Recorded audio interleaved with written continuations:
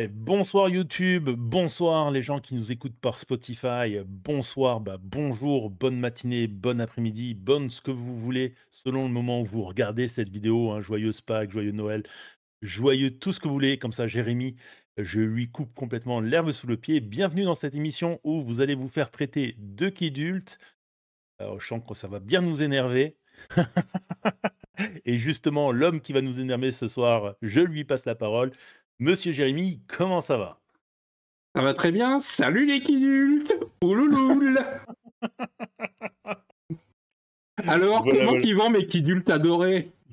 Oui, il est en forme, hein. Donc, on a un petit peu lancé les choses. Ça fait un petit moment là qu'on est en live avec plein de gens super sympas sur le chat. Bon, super sympa, il faut le dire vite quand même. Ah oui, j'allais dire, mais qui? Bon, bref.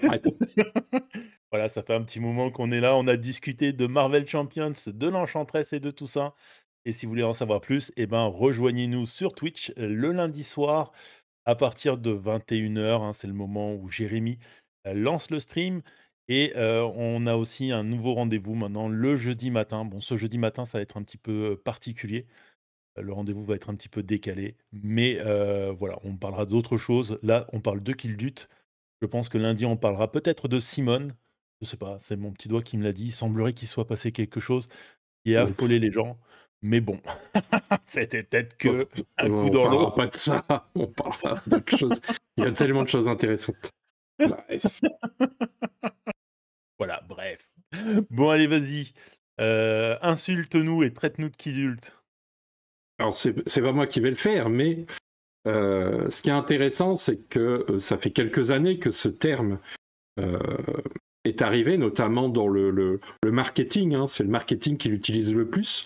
Mais je me suis dit que ça pouvait être intéressant déjà de revenir aux origines du mot que j'ai retrouvé, et aussi de voir et d'essayer de comprendre le mouvement qui est en place. Alors c'est un mouvement qu'on a déjà nous-mêmes explicité par le passé.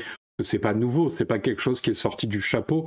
Ça fait déjà, on va dire que depuis la pandémie, il y a vraiment eu un avant et un après. On le dit hein, sur plein de sujets, mais c'est une réalité aussi au niveau de la vente des jouets.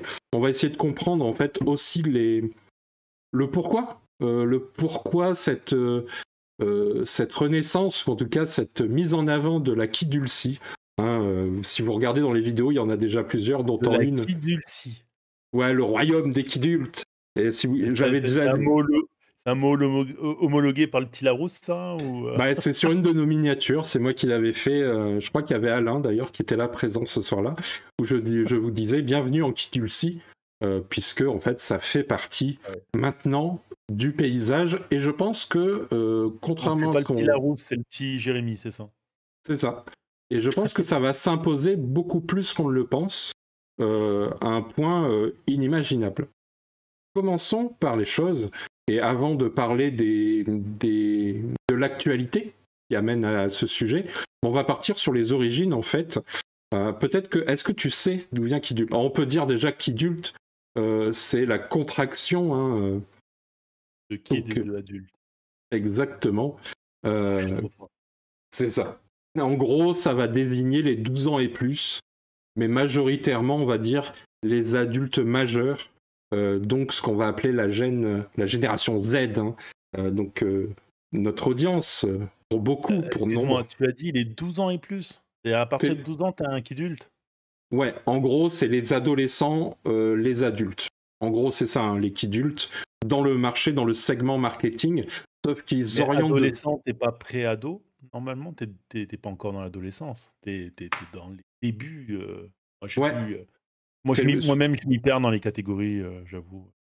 Ouais, donc c'est 12 ans et plus. Donc ça, c'est le marché qui est visé, mais en fait, on voit qu'il y a comment dire, un glissement vers les adultes qui sont plutôt 18-20 ans. En gros, c'est ceux qui ont du pouvoir d'achat. Et les ados n'en ont pas, sauf si vous leur Oui, filez un peu de. oui. Puis il y a des jouets qui sont pas faits pour être joués, tu vois. Par exemple, moi, j'ai depuis un petit très longtemps ce magnifique Lego Minecraft qui est juste là. Le truc a pas été étudié pour que tu puisses jouer avec. C'est vraiment plutôt un objet décoratif. Donc oui, c'est un jouet pour adultes, tu vois. C'est une C'est ça. catégorie qu'on a vu apparaître dans les derniers temps. Non, non, Pareil, les, qui est là c'est depuis pareil pour quelques les, années, en fait. oui, non, mais dans les derniers temps, tu bien compris. Je veux dire, c'était pas là en 98, tu vois? Ouais, ouais. Donc les origines, hop, je vais vous montrer ça. Eh ben, ça vient d'un magazine que peut-être nombreuses et nombreux d'entre vous ont connu dans leur adolescence ou leurs jeunes années d'adultes, qui était mon cas, hein, qui était Dixième Planète, qui était un magazine dans lequel on retrouvait notamment plein d'infos sur la pop culture, plein Les d'infos figurines sur de X-Men. ouais, les figurines, tout ce qui était produits dérivés, etc. Il faut savoir qu'à l'époque, c'était pas aussi disponible et abondant qu'aujourd'hui. Et en fait, ça vient de là. Le mot Kidult, en tout cas la première fois qu'il est arrivé en France, il faut savoir que dans le segment marketing, les Kidultes existent déjà depuis les années 90, sauf que c'était une petite proportion en réalité. Comme on le disait Mmh. tout à l'heure, c'était vraiment les CSP++, quelques geeks, qui n'étaient pas encore des geeks à l'époque. D'ailleurs, on pourra, je pense, prochainement parler de ça, du glissement qu'il y a eu entre la manière dont on présentait les geeks il y a quelques années et le fait qu'aujourd'hui, ce qui était présenté un peu comme des nerds, un peu comme des gens un peu à part, un peu Nerd, tu veux dire. ouais, des nerds exactement, et qui sont devenus petit à petit dans les médias et dans les films, les fictions, quasiment tous des autistes. Maintenant, les geeks sont souvent attribués comme étant autistes d'une manière ou d'une autre, et on le voit d'ailleurs dans beaucoup beaucoup de séries, c'est devenu ça, comme si ce n'était que les choses. Donc voilà, on y reviendra parce que je pense qu'il y a un truc à étudier là-dessus. Excuse-moi, peux-tu préciser la relation que tu fais entre, geek et autiste? Dans les séries, je parle dans les séries, c'est pas moi qui le fais, c'est que la figure geek dans les séries est devenue, depuis une quinzaine d'années, très souvent attribuée à des personnages qui ont des traits ou des caractéristiques, voire qui le sont, qui sont autistes. Et c'est quelque chose qu'on n'avait pas, par exemple, il y a plus de 20 ans, où les geeks étaient traités complètement différemment, comme je disais, nerds, etc. Mais on pourra l'étudier parce qu'il y a plein de séries qui sont marquantes de ce glissement, etc. On verra qu'il y a des choses intéressantes à dire, une fois de plus, là-dessus. La différence entre kidult et geek, je pense que geek, aujourd'hui, n'a plus la même fonction qu'avant, puisque geek, c'est qu'il s'intéresse, on va dire, à un plus large panel de choses, c'est-à-dire ça peut être aussi l'informatique, ça peut être... Il y a un très beau documentaire fait par... comment il s'appelle, notre ami dont on aime bien les critiques, rappelle-moi son nom. Notre ami dont on aime, Yannick Dahan et... Dahan. oui, Dahan et Rafik Djoumi, qui s'appelle Suck My Geek. Donc il y a un vieux documentaire hein, qui date des années début 2000, je pense, qui était sur Canal et qui est un des premiers documentaires à expliquer très très bien ce qu'est un geek. Et à l'époque, qu'est-ce qu'était un geek à l'époque? Je pense qu'aujourd'hui, ce mot est un peu dévoyé et c'est un peu fourre-tout. C'est un peu, bon, des fois, moi-même j'utilise culture pop, etc. Ça ne veut plus trop rien dire en réalité aujourd'hui, quoi. Bah, t'as quand même un magazine qui s'appelle Culture Geek. Il existe toujours. Oui, voilà, c'est ça. Mais ça, c'est pas aussi définissable que par la définition Kidult, qui pour le coup, elle rentre dans une définition. Non, mais c'est parce qu'à un moment donné, parce qu'au début, le geek, c'était, la caricature du gars qui restait chez lui enfermé à jouer à des jeux vidéo et tout ça et l'image était vraiment pas sympathique et à un moment donné, tout le monde s'est réclamé, notamment les Cyprien et co ont commencé à tous se réclamer, être des geeks et ça c'est effectivement, on a pu voir à ce moment-là, même peut-être même avant, un changement dans la terminologie, quoi et dans l'acceptation de cette terminologie. C'était quasiment, les gens acceptaient de se faire eux-mêmes traiter de geek et geek était même devenu quasiment un truc positif. Pendant très, très longtemps, les gens ont eu une vision, on a, tous en souvenir cet horrible film avec, Elise Moon là, comment il s'appelait? Je crois que c'était Cyprien, le nom de son personnage, où il fait cette espèce d'informaticien, cette Voilà, mais caricature, qui était pas insultante, quoi. voilà, il se nommait geek. C'est pour ça qu'on y reviendra, Ouais. parce que c'est un long débat, mais se nommait geek, mais qui étaient des nerds en fait. C'était vraiment le nerd qui était montré. Le geek Oui. était plutôt un geek très célèbre. En fait, les geeks sont arrivés par le cinéma, et notamment avec Le Seigneur des Anneaux, par exemple, le Spider-Man de Sam Raimi. Tout ça sont des geeks qui ont pris le pouvoir. Et eux, pour le Oui. coup, c'est la vraie culture geek. C'est pas justement des informaticiens, etc., qui pour le coup étaient le nerd. C'est pour ça qu'on y reviendra, parce qu'il y a une Oui, vraie oui, définition à développer. Là, on ouais, fait trop d'à côté. Oh, pas de souci. Tu règles ça en montage. Oui, bah oui. Travaille, saltimbanque. Fais ton boulot. Non, mais c'est vrai qu'il y a les 2 mots ont souvent été, très, et souvent eu la même définition dans la tête de beaucoup de personnes, quoi. Après, c'était, du point de vue de la vision populaire. Ouais. Et moi, je me souviens que quand j'étais ado, quand tu te faisais traiter de geek, c'était quasiment une insulte, quoi. Et c'est Le Seigneur des Anneaux était pas encore sorti à ce moment-là, donc je pense que la définition était a elle-même dû évoluer. Vas-y, je te laisse poursuivre. Oui, donc la première fois où le mot kidulte apparaît en France, en tout cas c'est les sources qu'on a trouvées, c'est dans le fameux 10e planète, donc c'est dans le 10e planète numéro 6, dans l'édito, justement, où on parle de kidulte, et notamment en faisant référence à Enfult, qui était la version française. Et moi je me souviens que la première fois, alors je me souviens pas si je l'ai lu dans l'édito, mais je me souviens que la première fois que j'ai entendu Enfult, c'était dans Love Story. Donc voilà, excusez-moi d'avoir des références, les gens. Mais c'était Parce justement dans... qu'enfulte, ça fait un peu penser à une insulte surtout. Ouais, mais c'était ça, c'était des enfants qui voulaient pas... Vas-y, vas-y. des enfants adultes, quoi. Donc, Alors, juste excuse-moi pour, répondre à Franck, non, je crois qu'il est vraiment, traité de nerds, hein, dans, Chérie, j'ai rétréci les gosses, plus que de geek. Vas-y, excuse-moi. C'était ouais, juste pour répondre à Franck. ouais. Mais du coup, donc les origines de Kidult, on voit, sont assez anciennes, Mmh. mais dernièrement, une fois de plus, le mot, ça faisait déjà quelques années qu'il arrivait dans nos bouches un peu partout. On peut retrouver même sur Trick Track, dès 2017, on en parle, 2018 aussi. Donc c'est déjà quelque chose qui s'impose, aussi bien en tant que mot de rejet. On ne veut pas être associé à la kidulcie, même si on en est des citoyens toutes et tous, qu'on le veuille ou non. Sauf que, il y a eu le Covid. Excuse-moi, juste un Ouais, point, je sais pas que je pense que tu as pas précisé. Quand il est utilisé donc dans, 10e planète, il qualifie, déjà la tranche, de ouais, 12 ans et plus? Donc il vise oui, déjà des adultes? oui.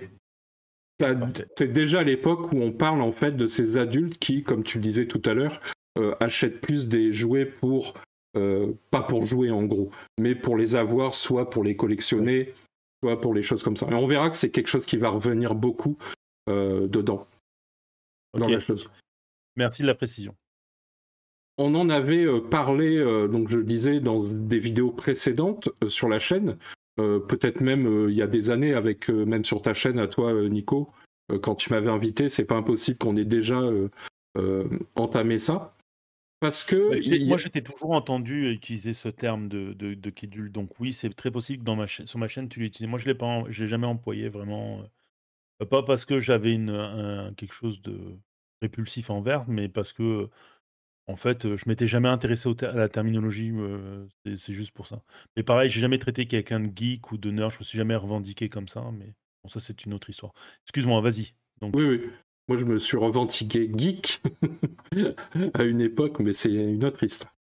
Euh, donc oui, il y a King Jouet notamment, donc un des grands groupes français de grandes enseignes. Je crois que c'est 300 magasins, si je dis pas de bêtises.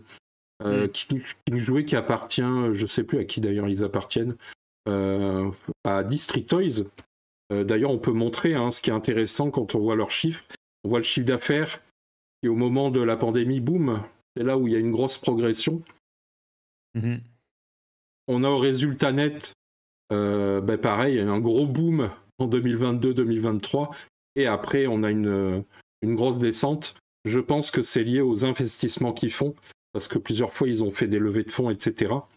Mais en gros, on peut voir une grosse croissance quand même en chiffre d'affaires.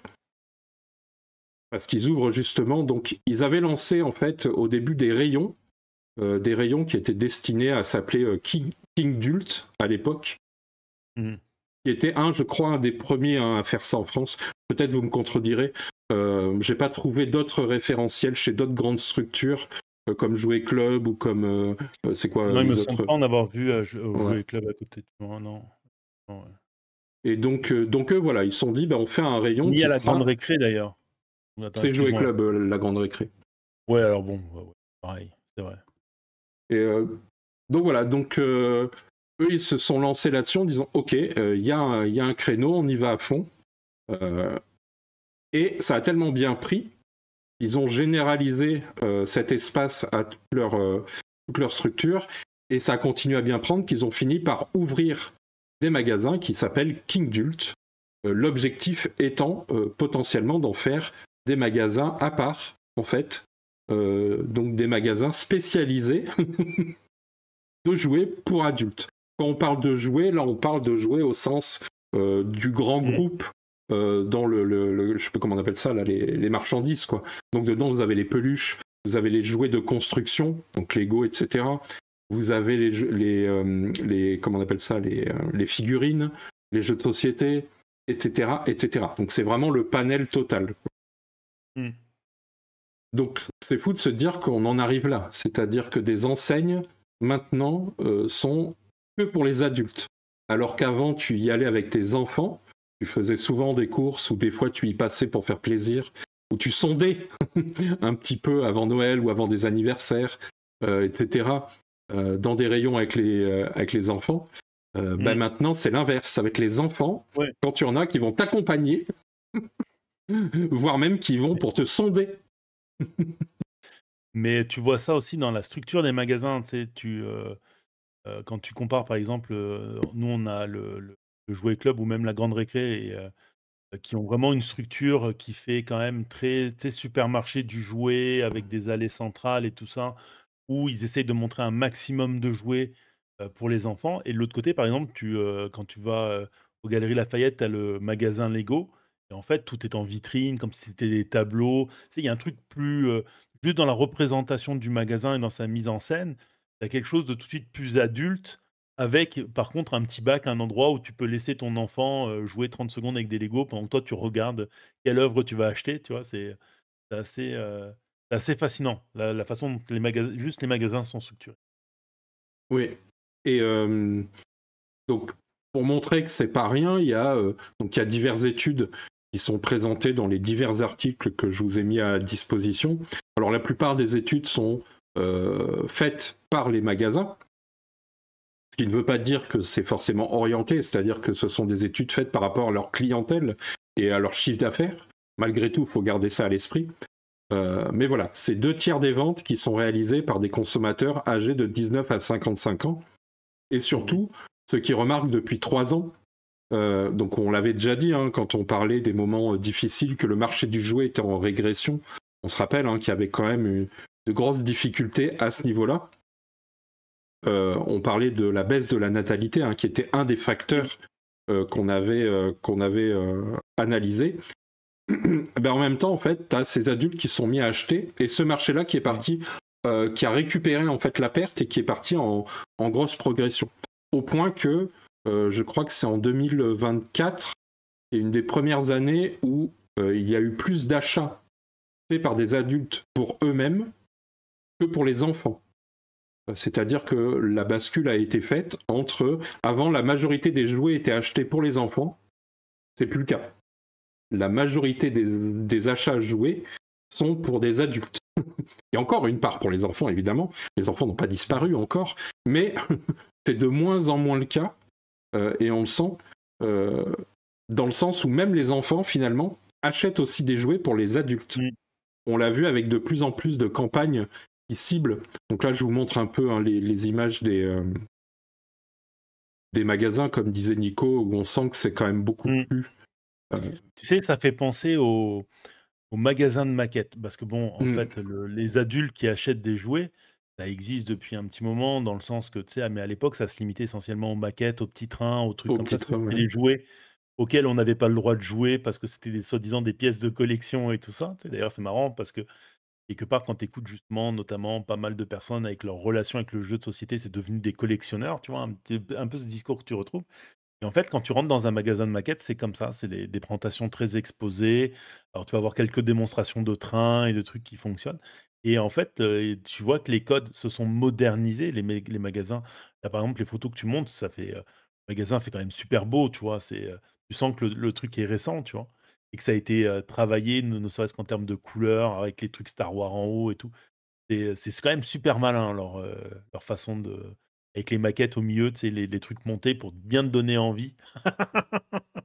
Bah, tu remarqueras que, en termes, justement, tu as bien raison de pointer là-dessus, en termes de visuel, Mmh. on est quasiment chez soi. C'est-à-dire que tu Mmh. retrouves les gens qui exposent ou qui font des belles ludothèques ou Oui. des belles étagères, en général, ont ça, Ouais, ont la petite lumière qui vient mettre en valeur ouais. ce qu'ils ont fait, etc. Donc, Oui, mais il y a des, architectes qui se sont fait des architectes d'intérieur qui se sont fait la spécialité justement de la décoration comme ça de, d'intérieur de magasins et tous ces trucs-là, c'est étudié, c'est pris de la sociologie et tout ça et effectivement, oui, tu as raison, ça donne l'impression de ta ludothèque qui est juste remplie de Lego et d'être remplie de jeux de société, quoi. oui, oui.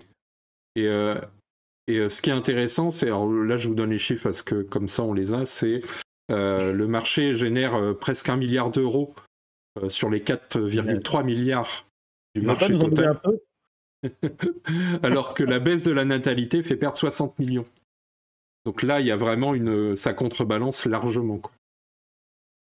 Moi, je reviens sur un truc qui Est-ce va qu'on revenir. avait excuse-moi, je t'interromps Vas-y. 2 secondes, mais je me pose la question. Est-ce qu'on avait fait les parce que je sais que de temps en temps, on faisait les chiffres, tu sais, du magazine des ventes des jouets, tout ça. Est-ce qu'on l'avait fait cette année ou pas? On l'a fait quelques fois, mais peut-être qu'on l'a pas gardé au montage. OK. Voilà. On Ça, a ce eu, sera important, à un moment donné ouais, d'aller faire un tour pour voir justement la part des adultes et tout ça, OK, vas-y, ouais. je te rends la On a parole. sur les chiffres, ouais, de ce qui a augmenté. Je crois qu'on l'a un peu plus tard. Nickel. Euh, Autre chose qui revient et qu'on pourrait dire tout de suite, c'est que très souvent, quand on parle d'équidulte, on disait il y a des gens qui refusent ce terme. Et Mmh. moi-même, j'avais déjà exprimé l'idée que le problème avec ce terme, c'est qu'il y a un côté, on veut t'infantiliser. Mmh. On veut, etc. Bonsoir, Barakusa. Oui, tout à l'heure, Et il y avait, Dan B, DMBD, ouais, qui est arrivé aussi. Bonsoir à vous. et quand on regarde, donc. euh, Mais parce que ça commence en fait, ce qui est insultant, c'est que excuse-moi, hein, je te rends tout de oui, suite la vas-y, parole. vas-y. Ça commence par le mot kid, tu vois? Oui, C'est comme si tu es en train de dire: «Ouais, mais en fait, tu es pas un adulte, tu es un enfant en premier lieu» et c'est vrai que, d'ailleurs, tu vois, par exemple, tu avais des séries comme, Big Bang Theory le montrait très bien, mais le gamin qui je veux dire l'adulte qui possède des jouets chez lui, ça a toujours été, je veux dire à l'époque, c'était pas toujours très bien vu et même, des fois, quand moi je vois les gens qui rentrent chez moi et qui voient qu'il y a autant de jeux de société, tu vois? Quand je dis que c'est les miens, tu dans le regard, il y a des trucs qui se passent, tu vois? oui, oui. Et, que- et comme dit Mafalda, il y a un côté où l'adulte n'a pas le droit de jouer. C'est vrai que c'est quelque chose c'est une tendance qui est en train de disparaître. Le côté où avoir des jouets, acheter des jouets, ou pratiquer des loisirs. On verra qu'après, il y a plein d'autres loisirs qui ont émergé depuis. Euh, c'est quelque chose qui est beaucoup plus accepté par la société, Mmh. notamment depuis le Covid, hein. Une fois de plus, on en revient à ça, mais c'est vraiment un marqueur, c'est autant un marqueur historique, voire générationnel, qu'un marqueur aussi dans les changements de pratique d'énormément de choses, quoi. Et pourtant, Jérémy, il y avait cette blague, je sais pas si tu la connais, quelle est la différence entre un adulte et un enfant? Alors moi, je sais pas. Je fais les deux, mais Le prix des jouets. ah oui, Voilà, voilà. ça c'est vrai, pour le coup. Et donc j'en étais à ce côté, oui, où on pouvait se trouver un peu le truc, oui, c'est un peu infantilisant, c'est un peu tout ça.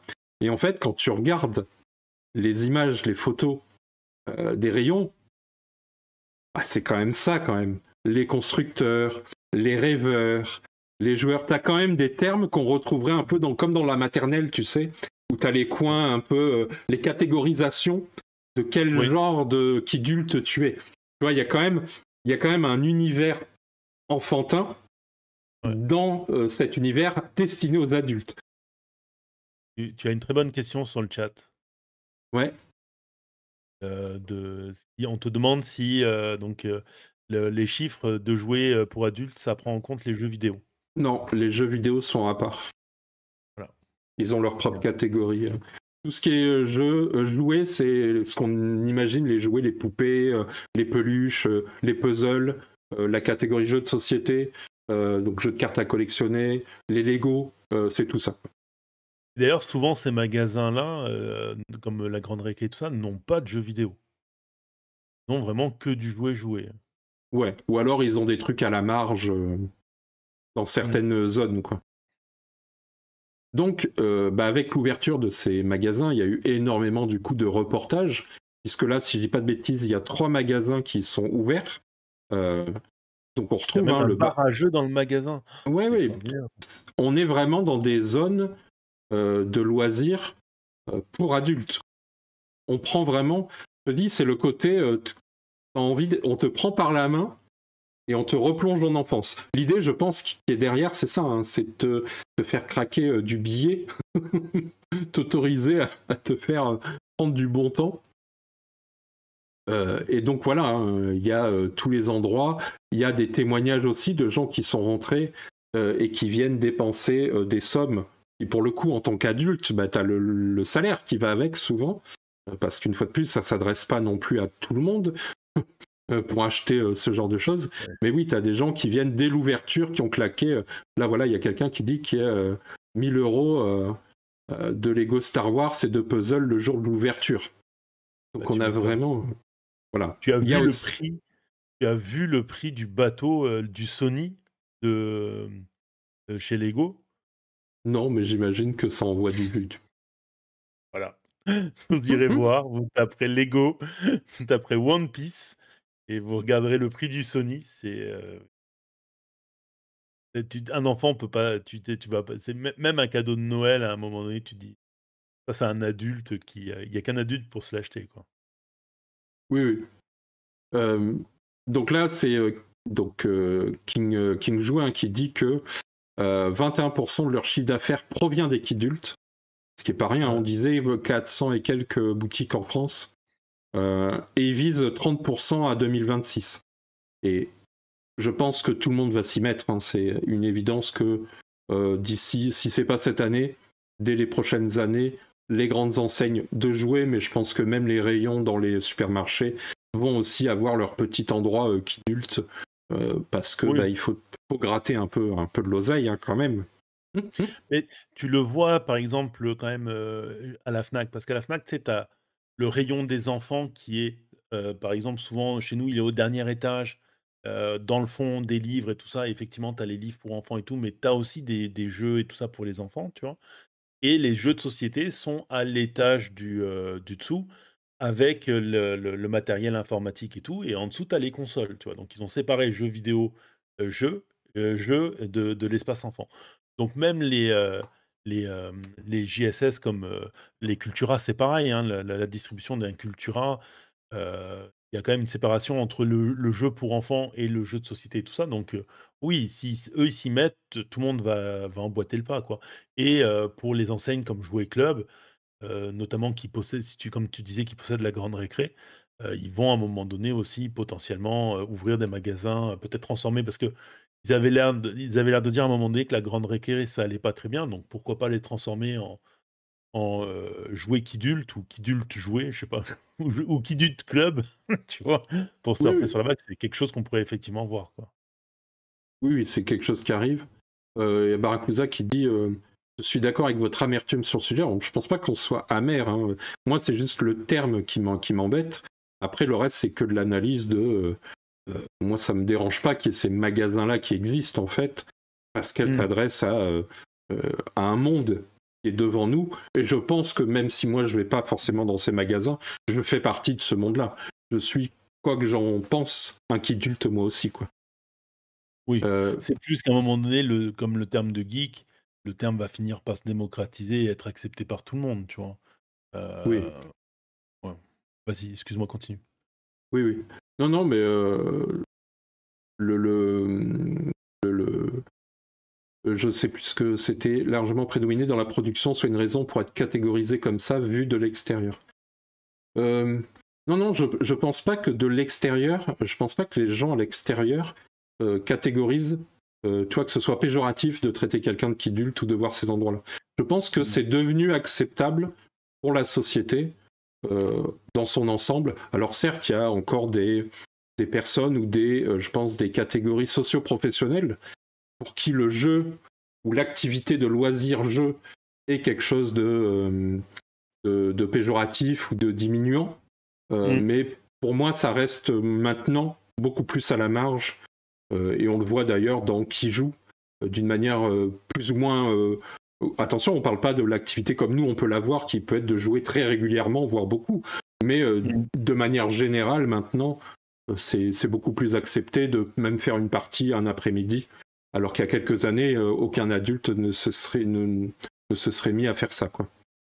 Mais parce qu'il y a aussi la génération, comme tu le disais en début de vidéo, cette génération, elle a grandi. Maintenant, c'est elle qui a une partie du pouvoir d'achat. Et moi, je me souviens, par exemple, quand on était jeune, avoir des figurines chez toi, c'était pas la norme, tu vois. C'était même vu un peu comme étrange d'avoir ne serait-ce que des Batman ou des trucs comme ça. Au jour d'aujourd'hui, c'est beaucoup plus accepté. Il y a même des influenceurs qui ont fait toute leur carrière justement sur les figurines et tout ça. Et donc, bah oui, bah pareil pour les jeux de société. Cette génération a grandi. Ceux qui ont acheté des jouets, des Lego, tout ça, et qui ont commencé à les collectionner, elle a grandi. Et c'est elle maintenant qui a ce côté du bâton où ils peuvent dépenser de l'argent, tu vois. Donc, oui, ça finit par être forcément accepté, quoi. Et tu Oui, le disais, hein, c'était quoi, 97, le numéro avec l'apparition du mot? 2000, l'an Non, mais 2000. le numéro de Dixième Planète, il était de quel, Ah, c'est le numéro 6 en l'an 2000, août 2000. bah, voilà, bah, même la génération 2000 maintenant, ceux qui sont nés en 2000, ils ont 25 ans, donc Mm. ils se rentrent dans la vie active et tout ça, et ils commencent à avoir aussi ce pouvoir d'achat, tu vois? Oui, oui, c'est la Gen Z, hein, donc les années 90-2010. C'est ceux-là qui sont principalement ciblés par la Kidulcie. Nous, on est juste avant, on est la génération Y, Nico et moi, je pense, hein, si je dis pas de bêtises. On n'est pas la génération X normalement? Je sais plus, moi je me perds avec leur histoire. Je crois que c'est Y qui vient juste avant Z. Mais peut-être que j'ai perdu 2000, mon 2000, c'est la alphabet. génération. Voilà, 2000, c'est la génération mosaïque. Ça, je m'en souviens. Donc, on parlait tout à l'heure des catégories. On disait que c'est Alors, le... 62, 71, c'est effectivement la génération X, c'est toi qui as raison, donc nous, on doit être la Y. Oui, oui, 80. j'avais raison depuis le début. Hein, mais... Alors, non, en fait, c'est 80-90. Du coup, la génération 70 à 80, voilà, on est perdu. Une fois de plus, on est la génération oubliée. En fait, normalement, la génération Y commence à partir des années 80. Donc, on est Ouais, bien dans la génération X. oui, mais pour 2 ans, moi, ça compte pas. Bah, il en reste que, bah si, pour 2 ans, tu es considéré encore. Accepte-toi, tu es dans la génération X, la génération perdue. Voilà. On veut pas de nous. Oui, oui. J'aurais dit plutôt, on a perdu 5 minutes là pour. Mais bon, bref. On a donc les jeux de société qui sont arrivés en fait par le Covid, hein, beaucoup. C'est là où ça s'est démocratisé, une fois de plus. Je reviens, il y avait ceux qui pratiquaient le loisir avant, mais c'est là où c'est arrivé, l'explosion, c'est le Covid. Et en fait, on peut déjà dire que au moment du Covid, certes, les gens ont redécouvert ou ont découvert les jeux de société comme une activité de loisir acceptable ou intéressante, et on a vu qu'il y a eu un boom, mais je pense qu'il y a aussi à ce moment-là une redécouverte du pouvoir récréatif des jouets. C'est-à-dire que passer du temps à faire sa maquette Lego, par exemple, à refaire du Lego, passer du temps à faire des puzzles, passer du temps en fait sur ces choses-là qu'avant on voyait de loin finalement. Ben, je pense que ça a redonné envie à toute une génération de s'y mettre. Pour moi, c'est un des facteurs clés qui explique cette progression, ce boom, si je puis dire, qui est arrivé là. Il y a aussi le côté, donc ça j'appellerais ça la nostalgie post-Covid, tu redécouvres ton enfance, mais il y a aussi les licences, le licensing transgénérationnel, on a connu ça dans le jeu de société avec HeroQuest notamment, le retour qui a fait... tu avais participé à ça? Ne parle pas de choses qui fâchent. Oublie. Passe ton chemin. Non, je n'ai pas une boîte de HeroQuest chez moi. Je ne vois pas de quoi tu veux parler. Tu n'as aucune preuve de ça. On a aussi les cartes Pokémon, on le sait, la plus forte progression sur ces 2 dernières années dans le secteur jouet au global, c'est les jeux de cartes à collectionner qui font plus 200, plus 300% sur chaque année là, en termes de progression en vente. Le marché est fou. D'ailleurs, il y a énormément de choses. Je vous ai partagé d'ailleurs sur le Discord, vous le savez. Je vous rappelle que Punchboard, on a un Discord si vous voulez venir discuter ou quoi, et on partage aussi des articles ou des vidéos intéressantes. Et il n'y a pas longtemps, d'un côté, on a des gros youtubeurs, des gens comme Jiraya, ceux qui connaissent. Il est pas si gros que ça. Il est de poids moyen, je dirais. C'est ça. On a Namso aussi, qui était un streamer, un youtubeur qui faisait beaucoup de fêtes foraines et qui maintenant aussi.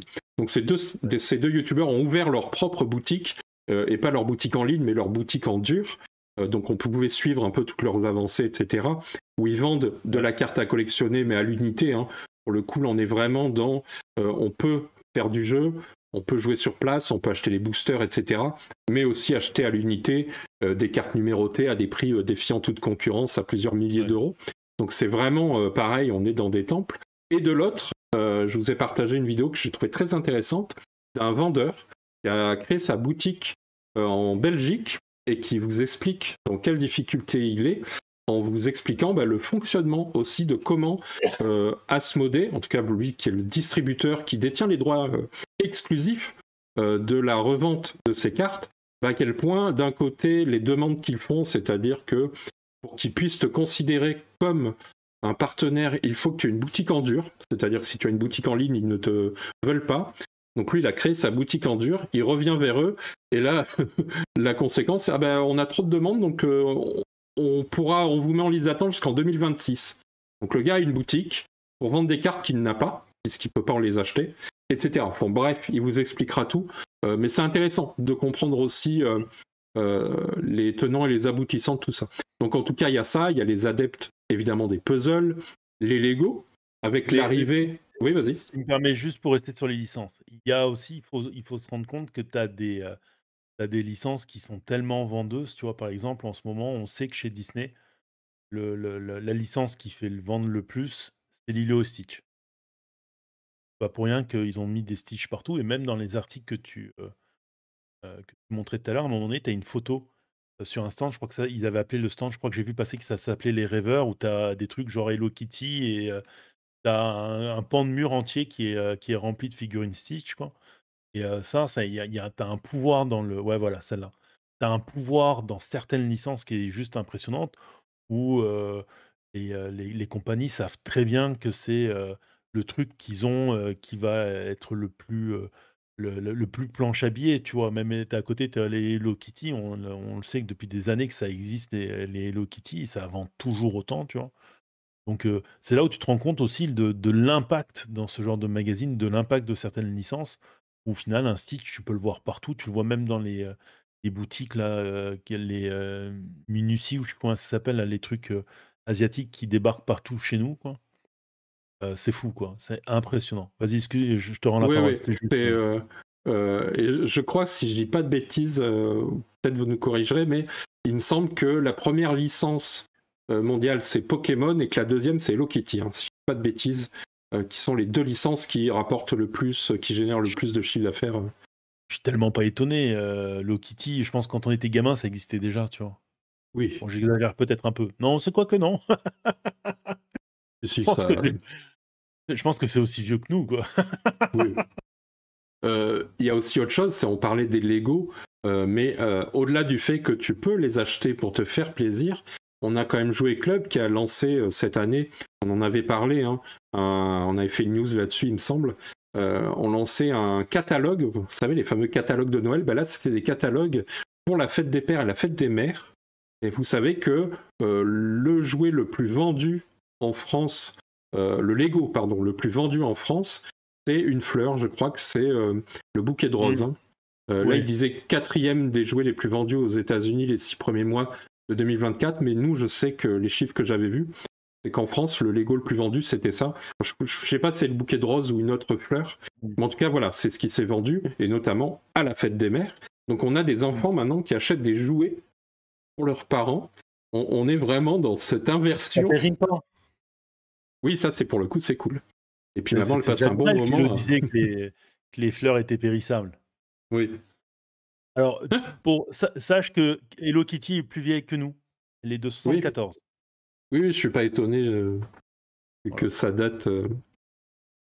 Donc on a ça, et puis après, ensuite, on a les super-héros qui ont fait un boom, notamment au cinéma grâce à Disney, mais qui sont les Perte comics de vitesse. qui maintenant sont en perte de vitesse en termes de propositions, mais qui restent quand même parmi les licences, je pense, qui font le plus vendre aussi. Et surtout, ça a permis Alors, quelque chose. Vas-y, vas-y. si je peux juste me permettre, il y a un truc qui est très, très drôle, c'est que j'ai vu, passer ça dernièrement, une étude aux États-Unis par rapport aux chiffres de vente. Alors, il y a une licence qui est devant toutes les autres licences, c'est Batman. Ensuite, tu as Marvel qui a quasiment toutes ses licences et DC qui arrive, qui est dans le bas de tableau par rapport à Marvel. C'est très drôle. En fait, tu as vraiment Batman, Marvel et au milieu, tu as DC qui commence à apparaître. Il y a un écart entre Batman et les autres licences de DC qui est assez impressionnant. Oui, qui est le seul, je pense, En même temps, héros qui à, n'a pas rêvé un jour d'avoir une Batmobile? Pose surtout la les films question. sont presque tous réussis, alors que, je dis presque tous, Je peux pas te dire ça, hein. Je te rappelle quand même qu'on a un Batman qui est joué par George Clooney, où oui, sa tenue mais a des tétons et non, c'est assez on parle des traumatisant. années 90. Moi, je te parle des récents. On a Ah ceux-là qui oui, sont oui. réussis. Et pareil, si tu prends Superman, c'est depuis les années 70 et après 80. Et après, il n'y a plus de Superman réussi avant un moment. Donc, je pense que c'est ça qui fait aussi que ça a moins marché. Mais C'est tu possible. parlais de ces licences, on va dire transgénérationnelles, hein, c'est-à-dire bah, les Marvel, on l'a vu, les Pokémon, les Star Wars, Harry Potter. Tout ça, ce sont des licences que, bah, en fait, quand tu es ado, enfant, au moment où tu y joues, tu les connais, où tu es en contact, et au moment où tu deviens adulte, 25, 30 ans, bah, en fait, tu as envie de les partager avec tes enfants. Mmh. Et très souvent, c'est là où ça se passe. Parce que nous, on n'avait pas, par exemple, avec nos parents ou nos grands-parents, on n'avait pas cette transmission-là parce que le monde des jouets ou des jeux était beaucoup moins développé. On le sait, hein, c'est l'arrivée du plastique, hein, notamment, qui a permis de démocratiser le jouet auprès Mmh. d'un plus grand nombre, puisqu'avant, c'était réservé quand même à une certaine catégorie, une fois de plus, de privilégiés. Donc, on a ça qui arrive. Et aussi, on a une deuxième chose, c'est que quand tu as grandi avec, on le revient, hein, Marvel, les Star Wars, le Seigneur des Anneaux, etc., eh ben, c'est beaucoup plus facile d'avoir sur ton bureau, au travail, une figurine représentant ces univers-là. Et du coup, tu n'es plus comme ça devient quelque chose où tout le monde a sa petite figurine qui fait référence à son petit univers. Bah, t'es plus moqué.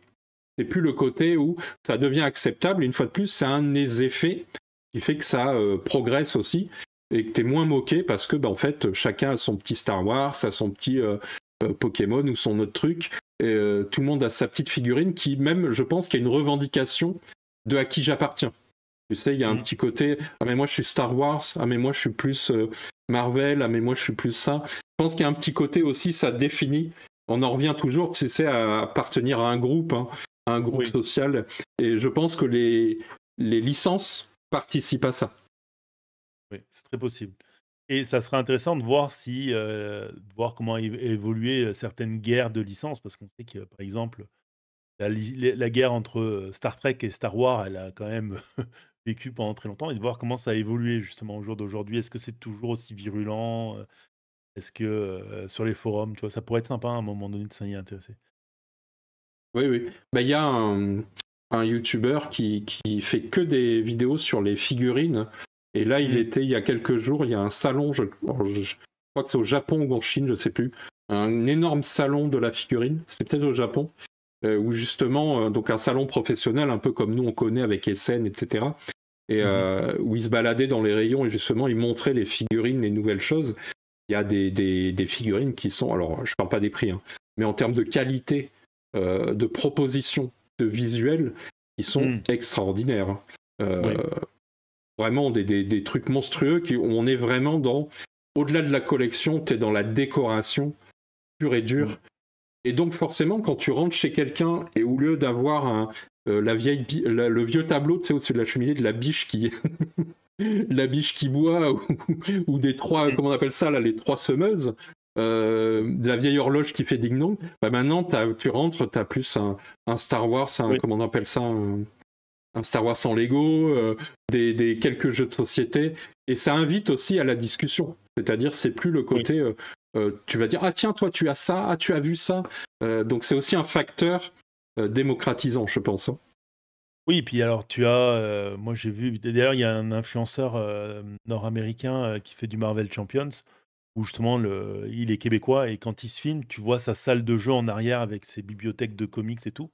Bah, la mise en scène fait, il y a beaucoup qui se fait ça en Amérique du Nord, où les gars créent leur salle de jeu avec leurs figurines et tout ça pour que tout soit mis en valeur, mais que ça fasse pas espace de jeu pour enfants, tu vois? Ça fait espace pour adultes, c'est assez, Ouais.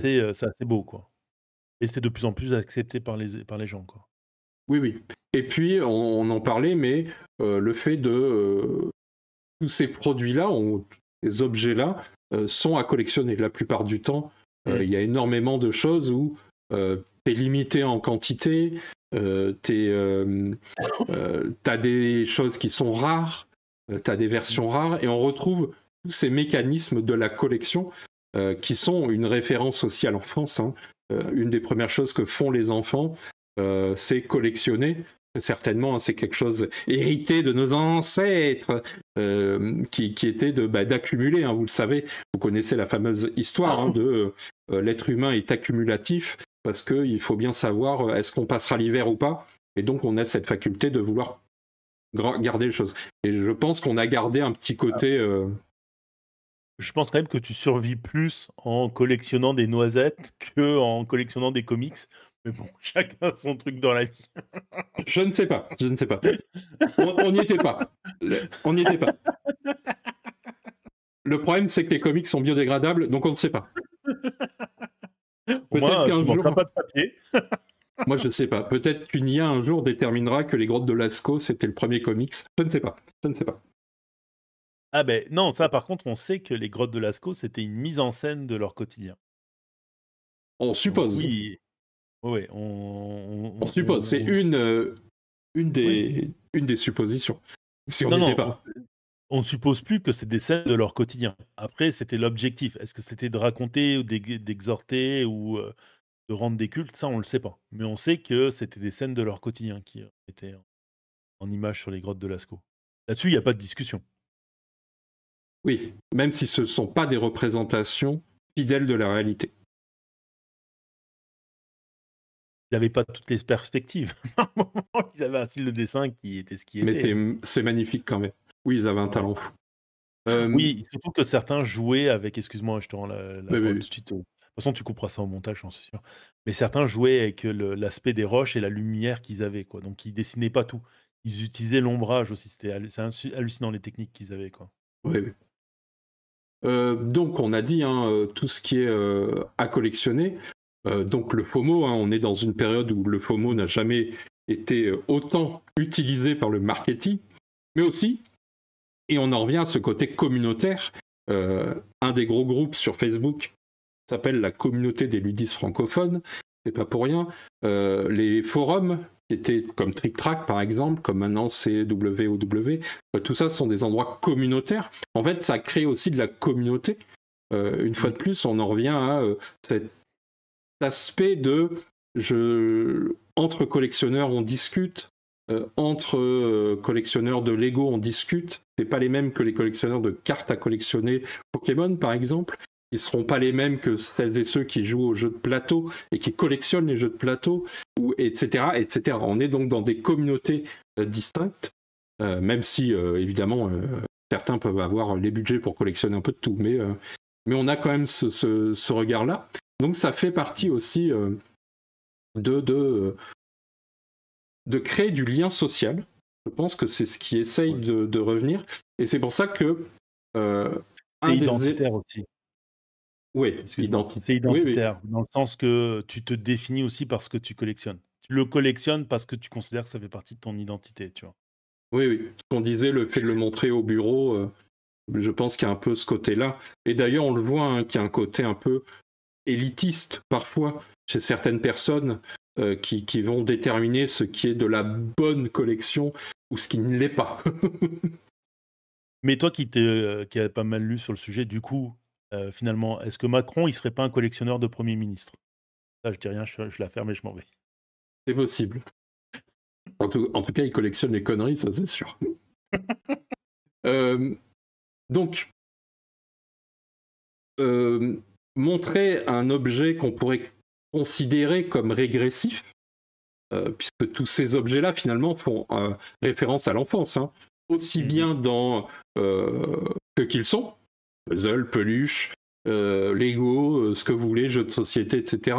Ils font quand même beaucoup appel à l'enfance, à l'imagerie de l'enfance, et en même temps, les licences qui y sont accolées sont des licences de notre enfance pour la plupart, même si elles sont toujours actives aujourd'hui, évidemment. Mais, et d'ailleurs, c'est marrant de se rappeler que Lego a failli disparaître, et ce qui l'a sauvé, c'est Star Wars et Harry Potter, quoi. Donc, malgré tout, il y a un lien avec tout ça.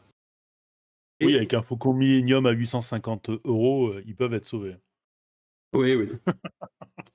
Ça fait... D'ailleurs, au Blast Dice à Toulouse, si vous y allez, il y a eu pendant un moment, je ne sais pas s'il y a encore, mais il y a eu le Faucon Millennium dans une table, en fait, ouvert. Voilà. Petit clin d'œil aux amis du Blasto. Très régressif aussi, pour le coup. Pourquoi j'en viens à tout ça et pourquoi je parlais de lien social, de régressif, entre guillemets, mais des guillemets évidemment, vous avez bien compris que Alors, il semble, juste chercher l'information que tu, en fait, il semble que ça soit pas les roses, mais le bouquet classique, de le plusieurs bouquet couleurs, classique.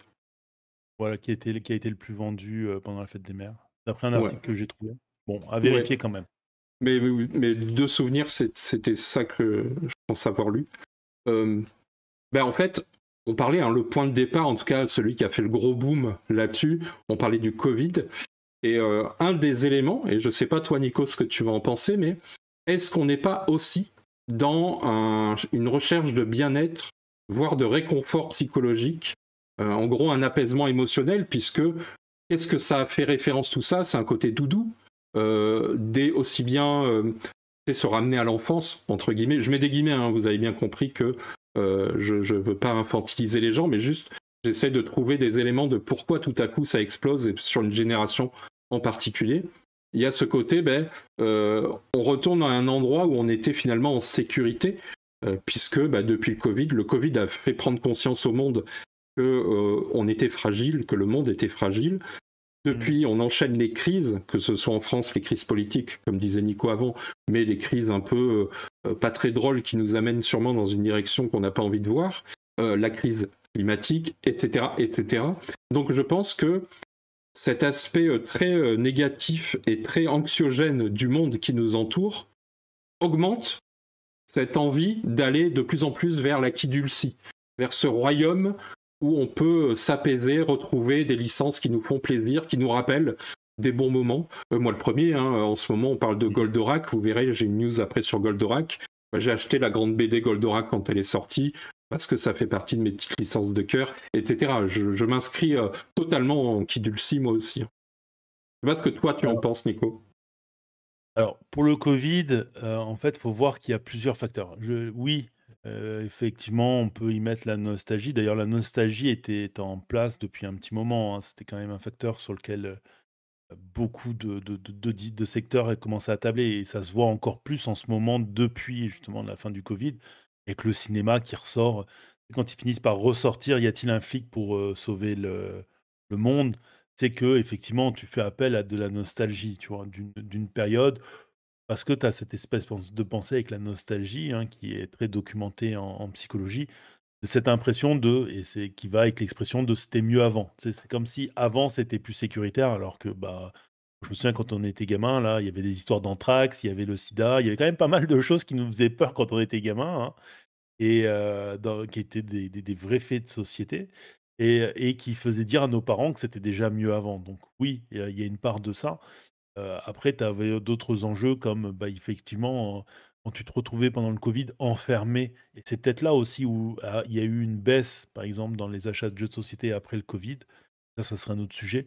Et qu'il fallait bien s'occuper aussi, qu'il fallait alors, est-ce qu'il y avait cette nostalgie de se rappeler de, quand on était gamin et qu'on jouait à des jeux de société avec nos parents et tout ça et vouloir partager ça avec les enfants? Très certainement. Mais il y a aussi ce côté de, bah, à un moment donné, il fallait bien trouver une activité ensemble, tu vois? Vu qu'on était tous, enfermés ensemble dans une même pièce, tu vois? Donc un peu de tout. Oui, oui.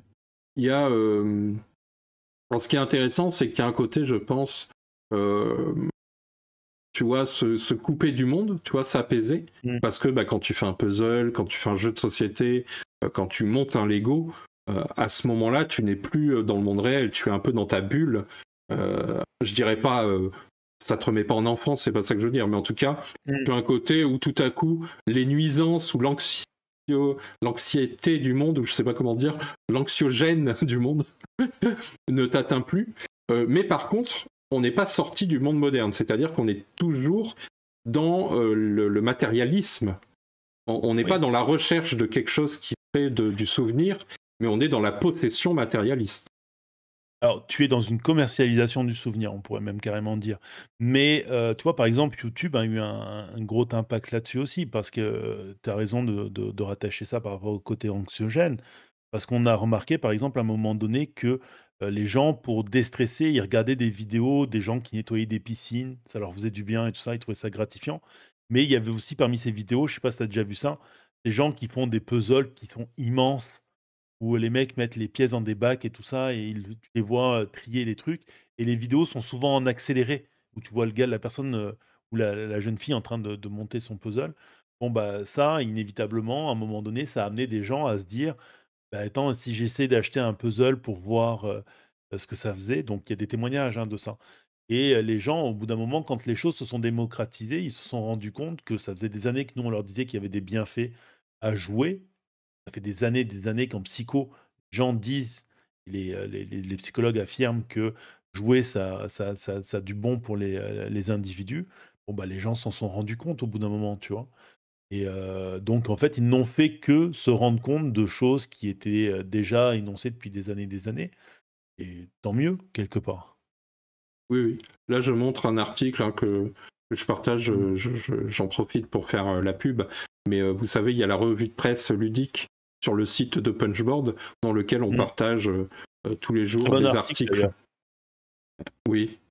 Et où il y a de tout dedans, où vous pourrez voir sur des jeux qui viennent d'être créés, des festivals, sur les nouveautés Magic par exemple, qui ont été annoncées, mais on parlait de Simone, le dernier statut de Simone par exemple, la Dulcie évidemment, hein, on suit ça. Et donc là, il y avait un marathon de puzzle, voilà, le marathon de puzzle qui est victime de son succès. Donc inscrivez-vous, Mmh. chers auditeurs. Euh, mais ce qui est intéressant, tu vois, c'est de se dire que dans les choses qui sont à la mode, en tout cas qui percutent.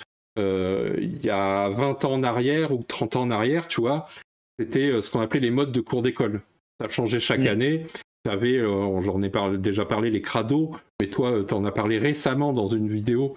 Je sais pas si, si c'était dans celle publiée, mais en tout cas, tu es retombé en enfance toi aussi, puisque tu dois t'occuper d'un La petit Tamagotchi, animal, d'un Tamagotchi, etc. Alors je précise, c'est c'est pas le jeudi tien, mais dernier. Non, c'est une de ma fille, non, ouais, non, non, je mais on a justement, on a la fameuse folie des Labubu, ces fameuses peluches qui ont explosé pareil, mais tu vois, on avait les babies quand on était plus jeune, on a eu, enfin... Créer les babies, mais oui. T'en tout, voyais tout, partout. tout ça, bah oui. Mais Donc, t'as pas eu à un moment donné, avant les Labubu, là, il n'y avait pas eu aussi des petits bébés qui venaient, pareil, je sais plus, de Chine ou du Japon, là, qui étaient quasiment tout nus et qui étaient, pareil, des figurines à collectionner. Je crois que tu as un truc comme ça si tu cherches. oui, ça serait pas étonnant qu'il y ait ça. En tout cas, voilà, il y a ce côté les Labubu. Il y a une superbe vidéo, c'est de Natou, je dis pas de bêtises, que je vous conseille aussi d'aller voir, qui explique bien tout le phénomène, etc. Mais donc il y a ça, les Labubu, donc ce sont des peluches à collectionner qui sont collectionnées par les adultes, voire même qui sont exposées, Ça brandies. s'appelle les Sony Angel. Ça y est, je les ai retrouvés. C'est ça, c'était. Oui, j'ai retrouvé les bébés, les figurines de bébés tout nus. Alors, on passera pas ça ici à l'antenne car nous pourrions tomber. Écoute, pour, c'est vraiment pas de ma faute, hein. Regarde, Non, je non, je veux t'envoie pas ça. voir. Non, C'est ça va me vraiment faire des. un truc. Non, mais elles ont pas de machin. Je te rassure, ils ont pas été dans ce truc-là. Mais il y a eu ça avant les, les Lapupu. Ouais, les Labubu, les Lapupu. Comment La ça s'appelle? Bubu, donc cette folie. On parle d'une fin de hype déjà, mais je suis pas sûr. Mais surtout, on parlait des babies, de tout ça quand il y avait dans notre enfance. Mais Les il y a bébés aussi... étaient tout nus aussi, hein, je te rappelle. Oui, et pareil, on les Comme quoi, collectionnait, on achetait ça. cette obsession des bébés tout nus est très étrange, finalement. Alors, à titre perso, je pense que ça vient des petits anges, que c'est... toi qui a un Oui. côté du christianisme ou quoi derrière. Et ça, c'est tout Mais perso. Hein. ça s'appelle les Sony Angel. Ouais, Donc oui. oui. Oui, ces figurines ont des petits.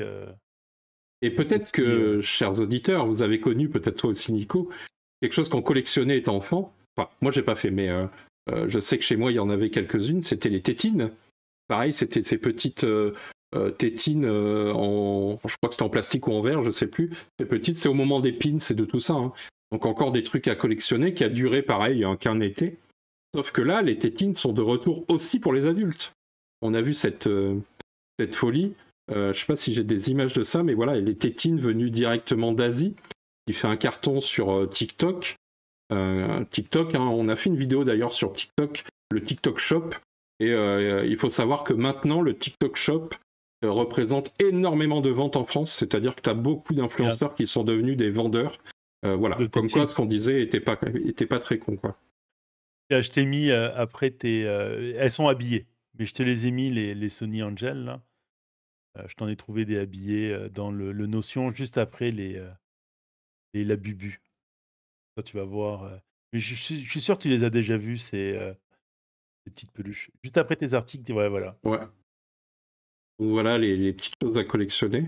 Et tu vois, ça n'a pas suffisamment duré pour que je puisse m'en rendre compte. Ouais, non, non, moi je me souviens que j'avais vu passer des vidéos où les gens les habillaient, justement. Et effectivement, tu sais, le petit côté, comme tu dis, tu as raison, tu as le petit côté angélique et tout, les figurines de l'époque et tout, mais bon, c'est des bébés, quoi, je pense. Et c'est la qui dulcie, hein, les gens, il faut vous y habituer. Bientôt, c'est ça. Donc le retour des tétines, alors évidemment là, beaucoup de gens s'interrogent là-dessus. Mais ce qui est marrant, c'est de se dire que il y a quelques mois, voire l'année dernière, je sais plus, mais je pense que c'est plutôt en début d'année, il y avait Antoine Daniel, donc le célèbre Antoine Daniel, mais surtout connu maintenant pour ses streams, avait fait une blague sur la French Totote en disant que ce serait rigolo de faire justement une tétine pour adultes. Et il avait dit, si on ferait ça, ça passerait chez Combini, etc. Et finalement, il y a un autre YouTuber qui s'est amusé à le matérialiser, et ils sont passés chez Combini. Comme quoi, la boucle est bouclée. Alors ça reste une blague, hein, ça n'existe pas, mais c'est marrant de se dire que finalement, quelques mois après, en Asie, s'est développé les tétines pour adultes, qui soi-disant soignent le stress, etc. Donc on est toujours dans ce côté qu'on peut ramener à la régression. Hein.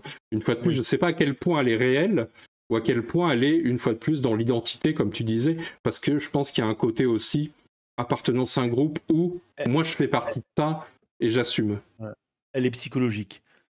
C'est-à-dire que tu as, bah, Freud en a parlé et reparlé, maintes et maintes fois et aujourd'hui on a pas mal de recherches qui vont dans son sens, hein, sans pour autant le citer. Mais, tu as dans le côté, justement des stades de l'enfance, le sentiment de protection parce que c'était quelqu'un d'autre qui prenait soin de toi d'une certaine façon. C'est quelqu'un d'autre qui pourvoyait donc pas d'impôts à payer, pas de courses à faire, pas de MDA à contacter, pas de tu sais, à l'époque, le premier ministre, tu savais même pas qui c'était, quoi. Donc, oui, il y a quelque chose de psychologique qui peut se Aujourd'hui aussi. mais, voilà, c'est en fait, c'est de l'ordre de la croyance et c'est là où tu te rends compte à quel point le cerveau est un outil puissant, qui est capable de faire croire pas mal de choses, quoi. Oui, oui. Bah, ce qui est marrant, c'est de se dire que parce que nous, parfois, on a aussi comme discussion de dire que le jeu de société, c'est pas que du loisir, il a plein Mmh. d'autres bienfaits et énormément. C'est de se dire que du coup, un des arguments de l'acquidulcie, et là du côté marketing, c'est le bien-être. Et finalement, parmi les gens qui ont succombé à l'acquidulcie, donc qui achètent ces jouets, etc., sont aussi pour dire bah, ça m'aide à soigner ou en tout cas à apaiser mon anxiété, l'anxiété liée au monde d'aujourd'hui, etc. Donc Mmh. je trouve assez intéressant aussi que c'est un discours qui se propage, qui aide, je pense, à l'acceptation sociale Oui. d'un côté, mais qui aussi peut-être risque d'être dévoyé parce Ouais. que ce ne sont pas des médicaments non plus, on le rappelle. Hein. Mais même dans tu vois, dans le phénomène des labubus, il y a quelque chose qui est, de l'ordre du plaisir, du fait de découvrir, mais il y a aussi quelque chose de l'ordre du réconfortant que les gens vont acquérir. Donc tu as souvent des choses qui sont positives, tu vois? Mais ce qui est marrant aussi, c'est que tu as tout un tas de comportements négatifs qui commencent à apparaître. Par exemple, moi j'ai vu passer notamment, des mots d'école, demandant aux parents de ne pas laisser les enfants venir à l'école avec leurs labubus parce qu'il y avait des vols qui se faisaient à l'école de ces poupées. Donc il y a une forme de criminalité qui s'est développée. Quand on parle, c'est du TCG, on a parlé plusieurs fois du comportement des scalpers.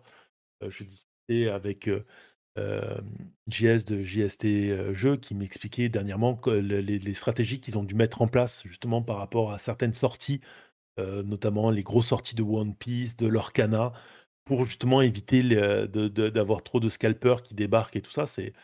C'est intéressant de voir que oui, il y a des choses positives qui ressortent, mais ça s'accompagne d'un espèce de cortège de choses négatives, de tout ce truc-là qui est, des fois où tu te dis alors que tu sais justement, tu te dis: «Mais non, mais c'est des jouets, ça devrait être l'innocence, l'enfance».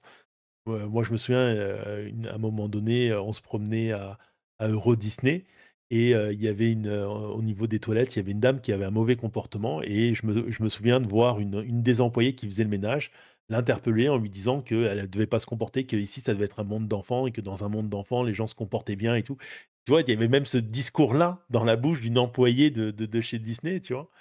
Et oui, ça empêche pas les mauvais comportements et ouais, c'est très étrange comme phénomène. Oui, je pense que les mauvais comportements sont liés au business et en Mmh. fait au fait que on parle une fois de plus, c'est toi que je crois qu'il a dit au début, c'est que ça coûte une blinde. Si je ne dis pas de bêtises, je crois que le Titanic en Lego c'est 600 balles. Donc on est aussi sur et la Labubu, toi selon si t'es Ouais.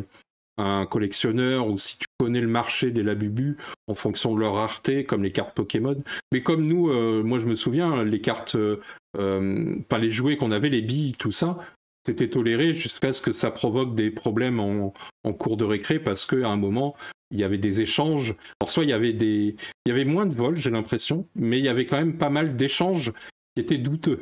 C'est-à-dire où tu rentrais Mmh. chez toi en disant bon ben j'ai échangé 5 billes contre une, mais elle est jolie, qui passait pas trop auprès des parents.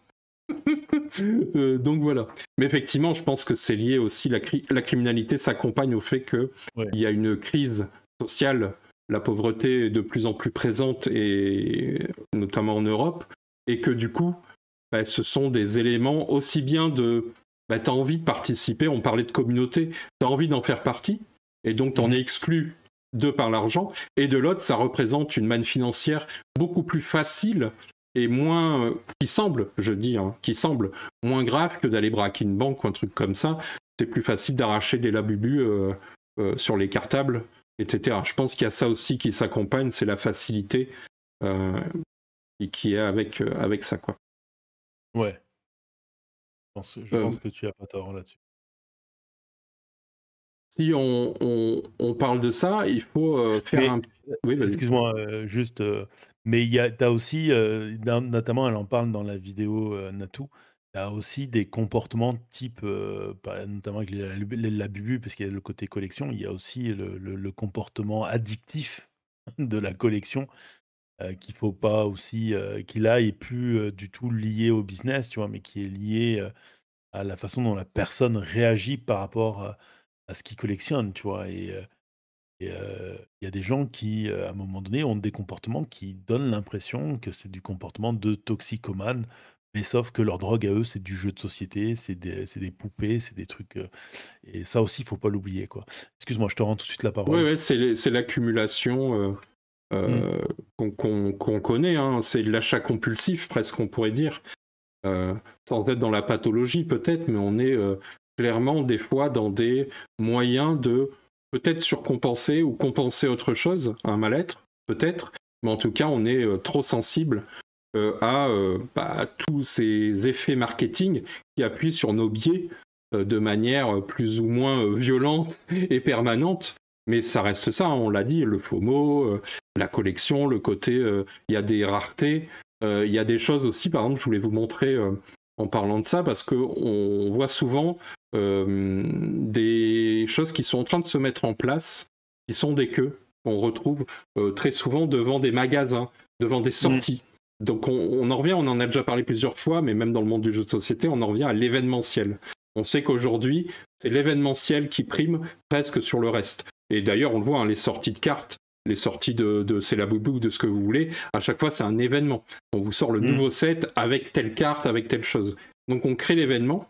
Et ce qui est intéressant, c'est de se dire que dans les années 80, si je dis pas de bêtises, au Japon, je crois que c'est Dragon Quest, donc qui est une licence de jeu de vidéo extrêmement populaire. Je crois que c'est le 2, le 3, ou un des premiers numéros de Dragon Quest de la série, a généré en fait une loi qui fait qu'au Japon, tu ne sors plus les jeux vidéo pendant la période scolaire, parce qu'en fait, il y a eu quasiment tout le monde qui a séché les cours ce jour-là, et à cause de ça, ils ont changé justement les sorties de jeux vidéo pour plus que ça arrive dans les années 80.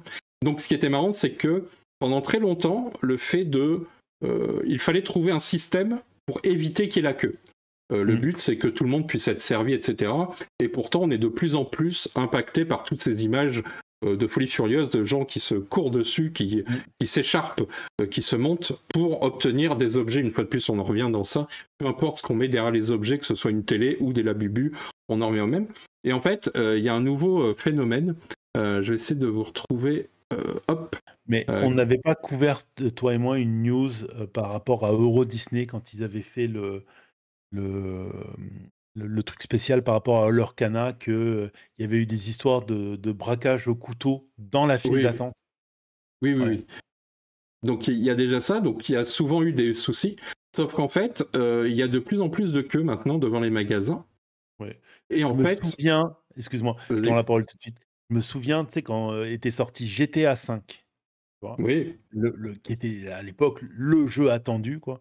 Les magasins de jeux vidéo au Québec, il y avait des gens qui avaient dormi devant les magasins de jeux vidéo. Tu sais, un peu comme quand tu entends parler de la sortie du nouveau Star Wars ou un truc comme ça, les gens avaient dormi devant le magasin de jeux vidéo pour être sûr d'être les premiers à rentrer dedans et à acheter le jeu.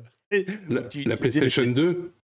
La PlayStation 2 aussi. Je me souviens du lancement de ces images, alors je sais plus dans quel magasin à Paris, où les gens, c'était filmé de haut, et tu voyais cette foule, ils avaient été obligés d'évacuer, enfin c'est la folie. Et aujourd'hui, en fait, tu as une nouvelle tendance, une fois de plus, on en revient au marketing, qui est de créer des queues devant les magasins, devant les restaurants, etc. Parce qu'en fait, ça devient un événement. On en est là. Organiser, en fait, ces queues, etc. C'est autant de la communication, pour dire, tu sais, c'est le fameux truc qu'on voit, j'en ai déjà parlé, mais dans les festivals de jeux, bah, quand il y a la queue devant un jeu, tu vas avoir plus tendance à aller faire la queue toi aussi, sans savoir quel est le jeu finalement, en te disant, bon, bah, s'il y a des gens qui font la queue, c'est que le jeu doit pas être mauvais. T'en as aucune idée, t'as aucune info, c'est juste psychologique, mais on le fait, moi le premier. Et je te rappelle que le seul jeu pour lequel on a fait la queue au Festival de Cannes, c'est l'histoire du poulpe et du requin. Kelp. Kelp, c'est ça. Où ils ont sorti une extension, donc bon, bref. Ouais. On la testera pas. Je pense que notre partie sur le jeu nous a suffi et nous a convaincus que c'était pas pour nous. Donc voilà, je rappelle que c'est le seul jeu où on a fait la queue. Ouais, tristesse du monde. Bon, bref. Comme quoi. Mais voilà, donc c'est... donc, il rappelle dans l'article, c'est un phénomène ancien, etc. Vous avez une petite interview. Mais c'est voilà, une façon de se valoriser aussi. Et t'en reviens à ça, c'est, une fois de plus, la communauté, j'ai été là la veille pour voir Mylène Farmer. J'ai attendu 24 heures. Et on fait ça, toi, en festival de jeux, on fait pareil. Maintenant, tu as ça aussi dans les queues de vente, tu sais, des braderies. Et il y a aussi, t'as aussi une impression de gage de qualité. Tu sais, souvent, la boîte de nuit, que tu avais l'impression que c'était la boîte la plus intéressante, c'était celle où il y avait le plus de queue à l'entrée, tu vois? Oui. Mais ce qui n'était pas toujours vrai, hein, pareil pour les restaurants, tu te dis: «S'il y a du monde dans ce restaurant-là, c'est que ça doit être un très grand restaurant». Bon, tu vois, par exemple, nous, à Nice, on est spécialiste du piège à touristes. Souvent, la queue devant un restaurant n'est pas gage de qualité de ce dernier, tu vois? Mais oui, effectivement, il y a un effet psychologique à voir, autant de gens, s'accumuler et quand tu vois, par exemple, les TCG, justement, quand ils font des effets d'annonce, d'intérêt des gens, quand, il y a eu, tout le truc sur tu sais, ce qui s'est passé à la Gen Con, le mauvais comportement des gens, tu sais, pourtant qui sont de la pub négative. Dans ce cas-là, la fameuse phrase de «Bad buzz is a good buzz» était vraie parce que, d'un seul coup, sur le 1er set de l'Orcana, il y avait plein d'influenceurs, plein de personnes qui s'étaient intéressées à ça, dont des personnes que moi, par exemple, je suivais parce qu'ils jouaient à League of Legends, pas parce qu'ils faisaient du TCG et qui, d'un seul coup, s'étaient mis au TCG, parce qu'il y avait eu cet engouement et aujourd'hui, l'Orcana reste un jeu, très populaire, mais beaucoup de ces gens-là ont juste arrêté l'engouement dans les quelques mois qui ont suivi, tu vois? Oui, oui. Mmh. Mais ça Et fait de l'effet de masse. c'est ça. Il y a un côté effet de masse pour donc le marketing, hein, pour les marques. Mais pourquoi ça crée un engouement? Parce qu'on pourrait se dire, est-ce que vraiment aller faire la queue, moi jamais, etc. Parce qu'en fait, il faut penser qu'on en revient on disait tout à l'heure appartenir à un groupe. Il y a aussi une logique de distinction. Je suis un précurseur. Qu'est-ce qu'on retrouve par exemple sur la majorité, je dis bien la majorité, pas 100%, mais une grande majorité des médias ludiques, en tout cas de beaucoup de youtubeurs, moi c'est plus que ce que j'étudie que les instagrammeurs, etc., mais on retrouve ça, c'est ça, cette précurseur, une forme d'élitisme, de dire « Hey, j'ai eu accès à des choses en avant-première », etc., et c'est ce qu'on va retrouver. Donc cette logique aussi, on la retrouve, je dis pas que c'est négatif, hein, j'explique juste pourquoi c'est une manière de se valoriser, et ça fait partie de ces stratégies marketing aujourd'hui qu'on retrouve et qu'on va retrouver de plus en plus parce qu'en fait, on est limité en espace, on le voit, hein, tous les phénomènes aussi font que il y a il y a de plus en plus de gens et les salles, les endroits, les lieux deviennent surchargés. Donc il y a aussi ça qui va faire que on va avoir de plus en plus ce phénomène, quoi. Et puis, il y a aussi l'autre aspect, on parlait des scalpers, mais on peut dire qu'il y a ce que l'interview là, il parle d'économie de l'enrichissement. Il y a cet facteur-là qui n'est pas que des scalpers, il y a aussi des gens qui pratiquent ça, c'est-à-dire qui rachètent et qui revendent, qui vont faire la queue parce que acheter, dans l'exemple qui est donné, c'est par exemple acheter les dernières paires de sneakers, c'est pouvoir les revendre immédiatement et se faire un petit billet, sans être dans les scalpers qui vont être des trucs de masse. Et eux, leur but est d'assécher un marché afin d'être les seuls à pouvoir vendre le produit au prix qu'ils veulent, qui n'est pas la même démarche que soit être le premier à acheter, mais on le voyait pour les KS par exemple. Je connais des gens qui achetaient plusieurs KS, donc qui faisaient plusieurs pledges d'un même KS pour financer leur propre boîte en revendant les autres pledges, avec la marge nécessaire, puisque il y a ceux qui ont participé au KS, et puis il y a ceux qui, quand le KS est livré, ne peuvent pas attendre que le KS arrive sur une deuxième, soit une deuxième saison, soit arrive en boutique, le veulent tout de suite et vont payer plein pot avec une 30-40% plus cher. Ils s'en foutent, ils ont les moyens, et tant mieux pour eux, hein, c'est pas une critique. Mais du coup, ça a financé aussi les ludothèques de certaines personnes, j'ai connu. Donc il y a cette économie aussi qui existe, quoi. Tout à fait. Tu le voyais d'ailleurs apparaître à une époque. Alors, je pense que depuis, ils ont pris des Oui, mesures contre ça, mais tu voyais sur Ocaseo les gars qui revendaient les pledges, et c'était pas de l'occasion. Si voilà, le pledge venait d'arriver, tu vois?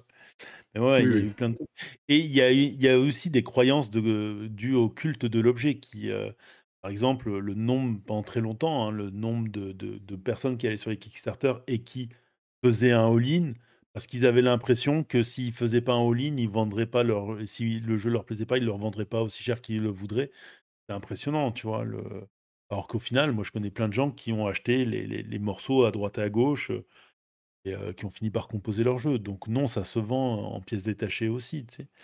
Et au niveau de l'influenceur, ce qui est rigolo, c'est que cette culture de l'objet, ça a amené des vidéos comme, par exemple, on en avait parlé plusieurs fois, c'est la vidéo de Julien Chiez, là, qui ouvre la espèce de grosse boîte, je sais plus pour quel jeu de samouraï c'était, la boîte qui était, numérotée, Numéroté. ouais, il en fait une vidéo de ça, mais tu vois ça aussi dans le monde du jeu où, toi, tu avais fait un post à un moment donné qui avait pas été bien pris par, certains influenceurs là, qui avaient reçu des boîtes sur Star Wars Unlimited et tout ça, que les mecs t'exposent ça, en fait, sans se poser la question de: «Est-ce que c'est décent ou indécent, de faire ça?» parce que c'est eux, ils l'ont pas payé souvent cette boîte collector. C'était des exemplaires presse, ouais, pour Chiez et... Voilà.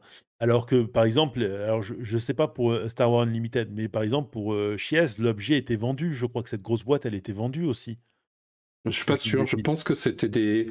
Il me semble, à vérifier. En tout cas, c'était des exemplaires reçus. Et pas des exemplaires achetés, ça c'est sûr. Oui. Mais oui, il y avait une certaine mise en scène de la chose qui était très agréable à regarder. Parce qu'en fait, tu voyais un objet, mais une fois de plus, c'était pas un objet accessible en réalité, quoi. Et quand tu disais tout à l'heure, tu parlais des influenceurs, ça tu le vois beaucoup, notamment dans le monde du jeu de société, les influenceurs qui courent les boîtes avant que le jeu sorte. Alors que tu vois, par exemple, que des influenceurs qui font du Kickstarter reçoivent le proto avant tout le monde, c'est compréhensible. C'est le seul moyen qu'ils ont de faire leur job avant que la campagne soit là. Parce que généralement, le jeu n'existe pas, il n'est pas édité. Mais tu vois, par exemple, on pourrait, par exemple, questionner le fait de recevoir la boîte. Là, tu vas me dire, il faut aussi qu'ils en parlent avant le jeu et ça s'entend très bien, tu vois? Mais cette course à la boîte gratuite où tu finis par afficher les boîtes que tu as ramenées de tel ou tel festival et tout ça. C'est assez rigolo de voir justement comment tout ça s'est démocratisé et s'est installé, tu vois? Oui, oui. Enfin, non, il faut pas.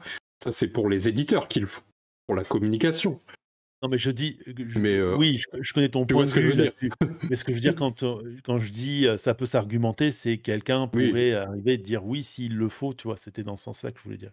oui, oui. Moi, je suis Et d'accord avec toi. Je pense que tu peux très bien vivre sans aller chercher les boîtes, chez les influenceurs. Mais bon, non, non, que tu ailles les chercher, c'est pas un souci, mais c'était le côté de dire il les faut en avance pour pouvoir en parler au bon moment. En non, je réalité, suis pas d'accord avec oui, oui, oui. oui. Oui, tu es pas obligé de Euh, l'avoir en avance et je pense même pas que tu es obligé d'aller les chercher, moi, chez les influenceurs. Mais bon, c'est après, il y en a encore un qui va débarquer en disant: «Oui, mais c'est parce que j'ai peur d'être malhonnête». alors, Non, non, en tout cas, pas du tout, je suis malhonnête de base. personne n'a couru chercher le brise-neurone. Je tiens à Je n'ai reçu aucune demande, ni bienveillante ni malveillante, de personne du monde du jeu. Donc Écoute, c'est finalement, bien dommage pour eux. c'est peut-être une rumeur, ces influenceurs qui courent les boîtes. En tout cas, nous n'avons pas pu confirmer l'info auprès de notre propre jeu. Ou Euh, alors c'est une réalité. Ils ne courent pas après les bons jeux. Ils courent que après ah les oui, jeux c'est qui ont vrai, du buzz. c'est possible. Euh, Petite parenthèse d'ailleurs, puisqu'on était dans les jouets et tout ça, il y avait deux petites infos, on en avait déjà parlé, mais on en reparle vite fait, qui sont la shrinkflation, hein, vous savez, cet effet de À vendre détruire. plus, voilà, de vendre plus cher un objet, en tout cas un produit, tout en mettant moins dedans. Donc ça a fait beaucoup parler, notamment au moment de La l'inflation en shrinkflation. France. la shrinkflation, les crevettes. Euh, Ah, d'accord. OK. C'est-à-dire qu'en fait, on t'augmente la crevette, mais il y a moins de produits dedans. Euh, et donc, ça s'est retrouvé par exemple avec le fait que on te vende plus cher un paquet avec qui a la même taille, même poids qu'avant, sauf que dedans, quand tu regardes, il y a moins d'haricots par exemple. Oui. Donc voilà. Donc c'est ça. On a ça dans le monde des jouets aussi, qui est quelque chose qui est arrivé, qui est déjà annoncé, on le sait. Donc j'en profite pour vous remontrer ça. C'est tout simple, c'est que il va y avoir moins de piles, par exemple. Avant, les jouets qui avaient besoin de piles étaient fournis la majorité du temps, pas tout le temps, mais une bonne partie du temps avec des piles. Aujourd'hui, ça va être quasiment J'ai envie de te assez dire, ça rare. fait un moment que j'ai pas vu un jouet où les piles étaient fournies dedans, hein. Oui, oui, parce que c'est complètement éliminé de leur process, sauf quelques exceptions évidemment. Le Tamagotchi de ma fille en avait. Voilà, que j'allais dire, sauf quelques exceptions. Mais pareil, Ce il y qui a est bien tout ce qui dommage est. parce que je suis pas sûr que j'en aurais mis, moi. Oui, oui. Ah, dommage, pas de pile. Ah non, il marche pas. Oh, il est cassé. Donc voilà, donc il y aura aussi les tarifs là-dessus, donc une augmentation du prix, évidemment, des prix, mais aussi une baisse au niveau des accessoires qu'on peut retrouver dans les jouets, etc. Donc moins d'accessoires, moins de fonctionnalités, etc., etc. Donc ça aussi, c'est quelque chose qui Ouais. n'épargne pas le monde des jouets. Donc à surveiller aussi, même si vous êtes collectionneur, il y a quand même faire attention à ce qu'on achète. Voilà, c'était la petite parenthèse. Mais moi, j'ai toujours cru que c'était une stratégie qui était juste limitée à Asmodée, hein, parce que les Euh, paquets de Marvel Champions, hein, ils sont quand même passés de 15 € à quasiment 20 € le paquet en l'espace de peu de temps, hein, quand même, quand on est- non, non, non, c'est malheureusement ou heureusement, je sais pas, c'est quelque chose qui est global, quoi. Euh, on a parlé des produits. On peut faire quelques. D'ailleurs, on peut montrer. Hop, je vais montrer quelques petites choses. Hop, j'en profite. Il n'y a pas que les petites marques, j'ai envie de dire, les marques traditionnelles du monde des jouets qui ont fait ça, mais on a aussi, par exemple, Tissot, qui est peut-être une marque de luxe, Les notamment montres. des montres, voilà. Donc là, Ah, je l'ai vu, la montre Goldorak, elle est belle. la montre Goldorak, etc. Donc même les grandes marques de luxe se prennent à jouer avec les marques, avec la Kidulsi, j'ai envie de dire.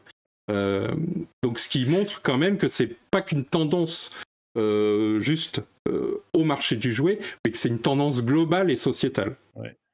Oui, puis alors, Tissot, en plus, c'est une marque de luxe de montres avec une certaine, tu sais, ça a une certaine estime quand tu parles d'une Hmm. montre Tissot ou d'une Breitling, tu es dans un certain standard. Tu sais, même si j'ai beaucoup de respect pour, Swatch ou les Flic-Flac, tu vois? C'est Tissot, c'est tu as tout de suite une image un petit peu au-dessus, tu vois? Alors, on était habitué chez les Swatch justement, il y avait toute cette gamme qui était magnifique avec les Simpsons. Eux en ont fait pas mal avec d'autres objets culturels, mais alors là, moi je l'ai vu exposer puisqu'on a un magasin, Tissot, qui est dans la zone piétonne. Elle est magnifique, la montre Goldorak, est vraiment magnifique, quoi. Oui, oui. Sachant que donc qu'ils en avaient déjà fait une, ça c'est la montre pour les 50 ans de Goldorak, hein, qui est arrivée en France en 78, hein, quand je suis né, mais qui date de 75, c'est ça? Donc le mangaka Gonagai. Donc Mmh. voilà. Donc même les grandes marques se mettent à chercher du côté des licences, qui ne sont pas des licences récentes, hein, qui vont chercher. Je pense pas que Goldorak soit très connu parmi les tout jeunes. Donc ça va vraiment chercher ceux qu'on la maille, hein, tout simplement. Mais quand même, je pense que quand tu es chef d'entreprise, tu vois, d'un certain standing, on va dire, où tu as des costumes sur mesure et tout, tu as quand même la marque Tissot Goldorak. Ça change quand même, tu vois, on est dans une autre culture, j'ai l'impression. Mais beaucoup s'y mettent, hein, Hmm. j'ai vu dernièrement, chez Célio, tu avais, les t-shirts des, 150 premiers Pokémon Oui, et j'ai acheté le Arcanin à mon fils et tu les avais numérotés et tout, avec des codes couleurs et tout. C'était très rigolo à voir où ça suit toute une logique, et alors là, je te parle des tu sais, tu vas me dire: «Oui, la licence Pokémon est très, très connue». Oui, mais là, on parle des 150 premiers, donc ça parle à une génération, tu vois? Plus qu'à une autre, quoi.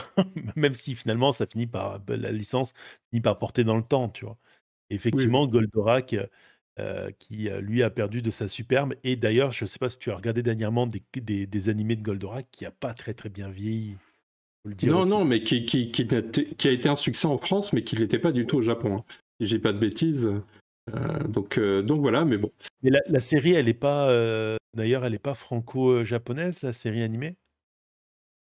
Bonne question. Je crois pas, hein. Ah, tu as peut-être raison. On l'a importé. Après, nous, on est passé par des studios japonais pour faire nos dessins animés, parce que c'était moins cher et ils avaient le savoir-faire, les 831, les trucs comme ça. Mais c'était des productions françaises, quoi. Mais Goldorak, c'est un manga japonais. Non, tu as raison, tu as raison, Oui, tu as oui. raison. D'ailleurs, ça me fait penser, je fais une petite digression là-dessus, mais Feuille animation, ouais, non, tu as raison. il me semble que MVP, donc, qui est l'émission Ma Vie Pro, financée par je sais plus qui, avec Samuel Etienne comme présentateur. Et vous retrouvez ça, mais il me semble que dans les toutes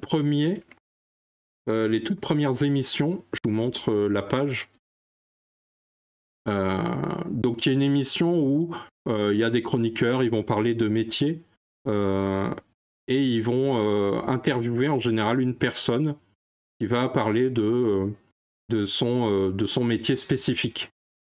Et il me semble qu'au tout début, ils avaient interviewé quelqu'un qui avait justement qui s'était occupé de faire la campagne, je ne sais plus le nom de ce métier, mais qui est de négocier avec les marques, de faire le lien entre les marques, et qui s'est occupé de la campagne chez, justement, on vient de le dire, la marque de vêtements là. Je crois que c'est là. Il faudra regarder si ça a été diffusé ou quoi. Voilà. En tout cas, il me semble que vous pouvez retrouver une interview très intéressante de voir quelles sont les contraintes, comment tu réussis à faire, à respecter ce que te demande la marque, c'est-à-dire par exemple Pokémon Company qui va être très regardante sur ce qu'elle t'autorise à faire ou ne pas faire, là où il y a d'autres marques qui sont un peu plus cool. Et le fait que par exemple quand tu reproduis un élément visuel ou quoi, parfois tu es obligé d'utiliser ce qu'on te propose. Tu n'as pas le droit toi-même de recréer un élément visuel comme un Pokémon ou autre, etc. Ouais, il me semble que c'est dans ces émissions-là, je vous laisserai rechercher. T'expliqueras ça à Pam World, là. Voilà. Hop. Donc voilà. Autre chose qui fait que la Kidulsi, c'est pas juste le royaume des jouets, c'est aussi, hop. Ouais, Je tu vous ai veux dire montré. que Dulcie, c'était un pays pas juste. Ouais, c'est vraiment un royaume, hein, c'est le royaume. Je voulais vous montrer parce que j'ai vu ça sur les Lego. On a, je sais pas si vous voyez, on a. Oh, je veux pas la pub. On a des Lego qui sont des minéraux. Je crois qu'on aura le son, hein, tant pis.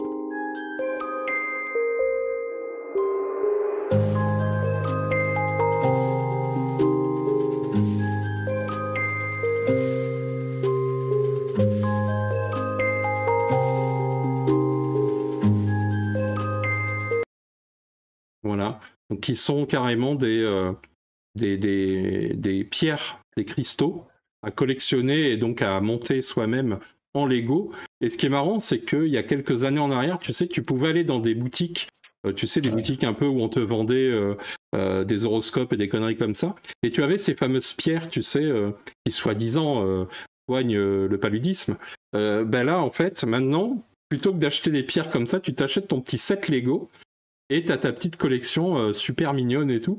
Mais tu Incroyable. déconnes, moi je me suis toujours dit à un moment donné, c'est sûr qu'on va avoir un partenariat entre, Swarovski et Lego. Tu mets des strass ou tu fais des Lego en strass, tu as moyen de sortir des trucs, Et effectivement, même si t'es pas dans le monde du jouet là, t'es quand même dans le monde du joli, du petit bibelot. Ouais. Finalement, les petites choses qu'on trouvait avant en vide-grenier, est-ce que t'as pas plus envie d'avoir ça dans un design Mais un peu moderne, quoi? mais qui va jouer avec l'étoile de la mort là, qui, coûte quasiment 1 000 €, qui à mon avis te prend des heures et des heures à monter, où tu as tout un tas de scénettes. Tu sais, ça fait pas elle fait cette étoile de la mort, elle fait penser, tu sais, au Où est Charlie là? Ces dessins surchargés de tas de trucs là. Personne qui joue avec ça. C'est la plupart du temps, c'est, encadré, encastré quelque part, quoi. Oui, oui. Bon après, j'ai trouvé quelque chose, c'est qu'il y a une maman aux États-Unis. Alors je vous raconterai pas toute son histoire, mais je peux faire référence à celles et ceux d'entre nous qui sont parents et qui donc ont peut-être connu ça et qui doivent se dire mais merde, il y a des gens, ils en ont fait un record du monde. C'est quand vous avez quelques Lego, parce que vous avez forcément un peu donné des Lego. Moi, j'en ai aussi, ma fille en avait quelques-uns. Il y a le fameux moment où tu poses ton pied sur une pièce que tu n'aurais pas, pas voulu poser ton pied. Eh bien, sachez, gente audience, il y a une dame, une maman, qui a gagné le record du monde de courir sur des Des Lego. pièces de Lego. Alors attention, hein, il y a une histoire derrière, c'est-à-dire qu'elle a eu une maladie, ou un accident, je ne sais plus. Donc il y avait un côté aussi reprendre possession de son corps, etc. Donc c'est un défi qui n'est pas juste là pour être du lol. Il y a une histoire derrière. Mais malgré tout, je me suis dit, il y a quand même ça, c'est-à-dire qu'elle n'a pas choisi n'importe quoi, mais des Lego. Il y a un côté aussi, tu vois, ça aurait pu être n'importe quoi d'autre, des graviers, j'en sais rien. Et donc on Ouais. a connu ça, mais nous, tu vois, je pense pas que j'aurais battu le record du monde, hein, je te le dis tout de suite. Mais tu rigoles, ça fait un petit moment qu'au catch, bon, dans le catch, tu sais, dans les catchs hardcore, tu as les fameux sacs de punaises où ils se balancent Oui, dedans et sacs de punaises qui ont été remplacés par tout un tas de trucs, morceaux de verre et tout ça et dans les derniers temps, on a vu apparaître des sacs, remplis de pièces de Lego. Les gars se font des prises et se font passer à travers, des tas comme ça de pièces de Lego, donc même le catch reprend les codes de la Kid Ulci, c'est assez rigolo. oui, oui. Et d'ailleurs, c'est pas pour rien que depuis le début, on parle du royaume de la Kid. Je fais exprès, c'est parce que il y a aujourd'hui, par exemple, à Paris, si vous ne le savez pas, je crois que j'ai mis hop, le salon des loisirs immersifs qui s'était tenu, donc c'était aujourd'hui, hein, si je dis pas de bêtises, le 6 octobre. Donc qui sont tout ce qui est les loisirs, donc euh, les escape games, la réalité virtuelle, maintenant ce qu'on appelle les action games, le karaoké qu'on connaît, mais les salles de quiz qui sont arrivées, les loisirs indoor, les quêtes urbaines, les simulateurs, on a maintenant les, comment on appelle ça, les Fort Boyard, les choses comme ça, etc.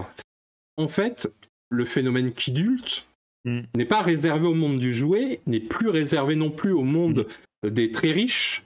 Il s'est aussi déporté dans tous les loisirs, qu'on appelle les loisirs immersifs. On en a déjà parlé hein, sur cette chaîne. Il y a même une interview, par exemple, d'une game master euh, en escape game. Mmh. Et on a de plus en plus de ça. Il y a des ouvertures. Je crois qu'en France, d'après, alors je regarde mes infos, c'est 900 enseignes d'escape game, escape room, donc c'est énorme. La majorité des gens qui participent à tous ces loisirs, on en revient, c'est toujours les 25-45 ans. Donc on revient Mmh. un peu dans cette tranche euh, des fameux kidultes, hein, une fois de plus. Mmh. Donc la collection, le jouet à la maison, la décoration, mais en loisir. On a laissé tomber finalement les loisirs à la papa, j'ai envie de te dire. Et on a basculé dans tous ces nouveaux loisirs qui sont une fois de plus une immersion presque en enfance, Ouais. puisqu'on joue à faire semblant, on reprend un peu les codes de qu'on faisait et si j'étais un détective et si j'étais dans Fort Boyard et si j'étais etc etc quoi. Oui. Et on a fait une vidéo, donc on l'a, qui est apparue sur la chaîne samedi, du live qu'on a tenu jeudi dernier où je donnais des avis sur 2 jeux et l'un des jeux c'était, Quiz Room. Donc tu m'as appris, je ne le savais pas, que c'était, quelque chose qui se faisait comme ça en immersif, tu vois? Et du coup, je suis allé me renseigner et j'ai trouvé il y a une Quiz Room à Nice et le truc déconne pas, hein, parce que, le gars m'expliquait qu'ils n'ont plus aucun week-end. Tous les week-ends sont pris et alors c'est vraiment de tout. Ça va du, séminaire d'entreprise, où les gars vont donc pour ceux qui ne savent pas ce que c'est que les quiz rooms, c'est justement des endroits avec des buzzers et tout ça où, Mm. vous allez jouer à des jeux de culture générale. Il faut répondre à des questions et tout. Alors ça, il m'expliquait, tu peux jouer en équipe avec des points, tu, peux jouer en collaboratif et tout ça. Il y a ple tout un il m'a montré, il a un classeur de panels de choses qui sont assez impressionnantes et donc il y a, oui, les trucs en entreprise et tout, mais il y a aussi des enterrements de vie de garçons, de filles. Il y a, des bar mitzvahs qui se font, il y a des anniversaires.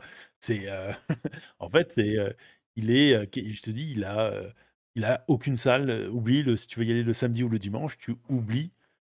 C'est prix de chez prix et voilà, donc tu peux y aller quasiment qu'en semaine et tu te rends compte à quel point ça a dépassé ne serait-ce que l'activité du monde du jeu pour se démocratiser, à tous les secteurs, quoi. Oui, j'essaye de montrer la vidéo du passe-temps, le Meeple Quiz, qui se passe justement dans la quiz room, une des quiz rooms à Toulouse. Donc voilà. Donc ils l'ont. Voilà, j'ai essayé de trouver une image. Voilà. Franck dit voilà, ils ont fait un anniversaire, il fallait réserver des mois à l'avance. Ouais, Oui, oui. ouais, ouais, on parle bien de la même, Franck. Donc Bah, oui, oui, sache que maintenant, je pense que ça prend encore plus de temps à réserver. Le gars avait l'air désespéré. oui, oui, ou heureux. Je sais pas, c'était pas le propriétaire, donc je pense que c'était plus du désespoir de se dire: «Oh putain, j'ai plus aucun week-end». Mais pareil, hein, on a les barrageux qui arrivent. Enfin, nous, à Toulouse, on est à 7 barrageux maintenant. Et a Le nôtre, il a priori, fermé. Il a pas fonctionné, je sais pas pourquoi. Genre, je sais pas s'ils n'en ont pas ouvert un nouveau de bar à jeux à Nice, mais le bar à jeux historique, malheureusement, a fermé, quoi. oui, oui. Mais ça reste, bah, évidemment, ça dépend des endroits, ça dépend de tout ça. Il y a les soirées jeux de cartes, maintenant les tournois de cartes, mais pas que les cartes à collectionner, hein. Vous avez aussi, on avait traité la news sur les bridges, enfin le bridge, la belote, tous ces jeux qui étaient traditionnellement associés pour le coup à la vieillesse, sont maintenant associés à la jeunesse, qui se sont investis de plus en plus dans toutes ces catégories de jeux-là. On a aussi les jeux de rôle grandeur nature qui ont de plus en plus, qui sont de plus en plus utilisés, pas que par des passionnés, mais par aussi du grand nombre. Et tu l'as dit, hein, les séminaires d'entreprise, tout ça, on l'a vu, hein, ce qu'on appelle comment on appelle ça d'ailleurs, le serious gaming s'est développé, ou comment te mettre une douille et te vendre un jeu mal fichu plus cher. Bref, bref, bref. Mais en tout cas, voilà, le jeu est partout. Oh, Le attends, mais on veut des loisir, noms. On veut oui, des noms, là. le loisir ludique est partout. Il s'inscrit il s'infuse dans toute la société et donc il participe aussi à cette démocratisation Ouais, du jeu, à l'évolution des mentalités, etc. voilà. Est-ce qu'on peut arriver, je pense, à une Et conclusion?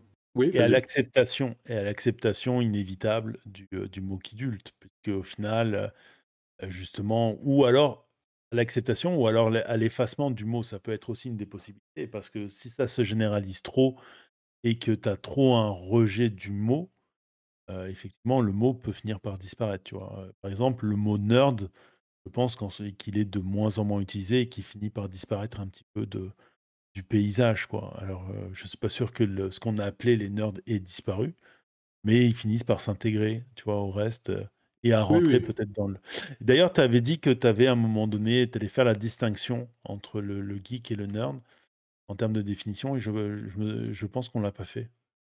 Non, non, j'ai dit dans une prochaine vidéo. On pourra faire Ah! une soirée là-dessus parce qu'il y a beaucoup de choses à dire intéressantes euh, par rapport à Mais ça.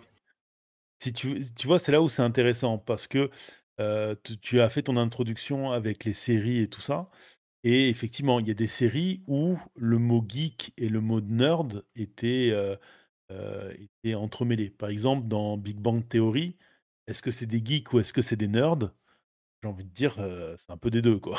Et tu sais, tu parlais du principe de l'autisme. Là, effectivement, tu en as un qui est Asperger, mais les autres sont tout à fait normaux, tu vois? Je veux dire, ils sont neurotypiques normalement, c'est juste, ils sont, mal équipés socialement, tu vois? C'est, heu, c'est assez rigolo de voir comment, justement les séries, alors avant, tu sais, tu avais des trucs genre Code Lysa et tout ça, où au contraire, là, les nerds devenaient chanceux d'un seul coup, et effectivement, en termes d'évolution, de séries, le le mot aussi a peut-être, été aidé par ce côté-là, quoi. Oui, oui. Donc, ce qu'on peut conclure, c'est que, je suis d'accord avec toi, je pense que de la même manière qu'il n'y a pas marqué rayon enfant, c'est quelque chose qui a un peu disparu dans tous les enseignes quasiment. Je pense qu'à terme, le rayon Kidult va disparaître parce que ce sera un rayon comme les autres, parfaitement identifié par les gens, et qu'il n'y aura plus besoin de se dire ah tiens, c'est le rayon pour nous les adultes où on trouve ce qu'on a envie de trouver, parce qu'en fait, il sera partout démocratisé. Pour l'instant, c'est Mmh. un terme qui on l'utilise parce qu'en fait, dans les médias, ils l'utilisent parce qu'une fois de plus, quand il y a un terme qui émerge, alors on l'a dit, hein, le terme Kidult, il a plus de 20 ans, mais il émerge de plus en plus dans les médias, donc on s'en empare, Mmh. les marketeurs s'en emparent, etc. Et donc, c'est intéressant de suivre cette évolution. En réalité, c'est un terme qui représente quelque chose et qui représente rien finalement, si ce n'est une catégorie d'acheteurs ou de Mmh. passionnés, etc. On n'est pas obligé de se revendiquer qu'adulte. Je pense pas que c'est quelque chose qu'on a envie de revendiquer. Là où geek avait plus Alors une autre que signification. oui, alors que tu as raison, quand tu as dit qu'il y a eu il y a eu un changement sur le terme avec le covid, parce qu'après le covid, le Kidult est devenu cool. Parce que tu avais justement tous les influenceurs comme Jiraya et tout ça qui s'affichaient avec leur collection de cartes Pokémon, avec leur fait tu vois? À ce moment-là, le Kidult devient une personnalité qui réussit, tu vois? Oui. Bah, Donc écoute, voilà. merci Jérémy pour, cette très, très, chouette analyse du terme Kidult. Donc voilà, vous pouvez, et ça sera la conclusion, hein, je pense qu'il y a plus et c'est plus une insulte Kidult. À un moment Oui. donné, c'est une réalité. C'est une réalité dont la société, de marketing dans laquelle nous vivons s'est emparée Oui. et Et effectivement vas-y, vas-y. non, mais je pense qu'on peut même un peu faire un peu de prospection, je sais pas comment on dit, non, quand on voit dans le futur, vous voyez. Oui, de Euh, prédiction. ouais, de prédiction ou de choses comme ça.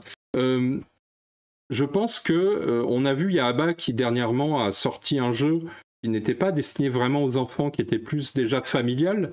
Donc il y a peut-être déjà un changement de paradigme. C'est certains qui étaient spécialisés enfants et qui finalement ouvrent aussi, qui s'ouvrent à un marché un peu plus ado-adulte, on va dire. Je ne serais pas étonné en fait qu'à l'avenir on est de plus en plus sain. D'un côté parce que on l'a vu, hein, il y a la crise démographique, elle est là de toute façon. L'anxiété, je pense pas qu'elle baisse demain. Et ici, ce sont deux des facteurs les plus importants dans l'évolution vers la kidulcie. À ce moment-là, d'autres vont suivre le chemin vers ça. Quoi. Voilà.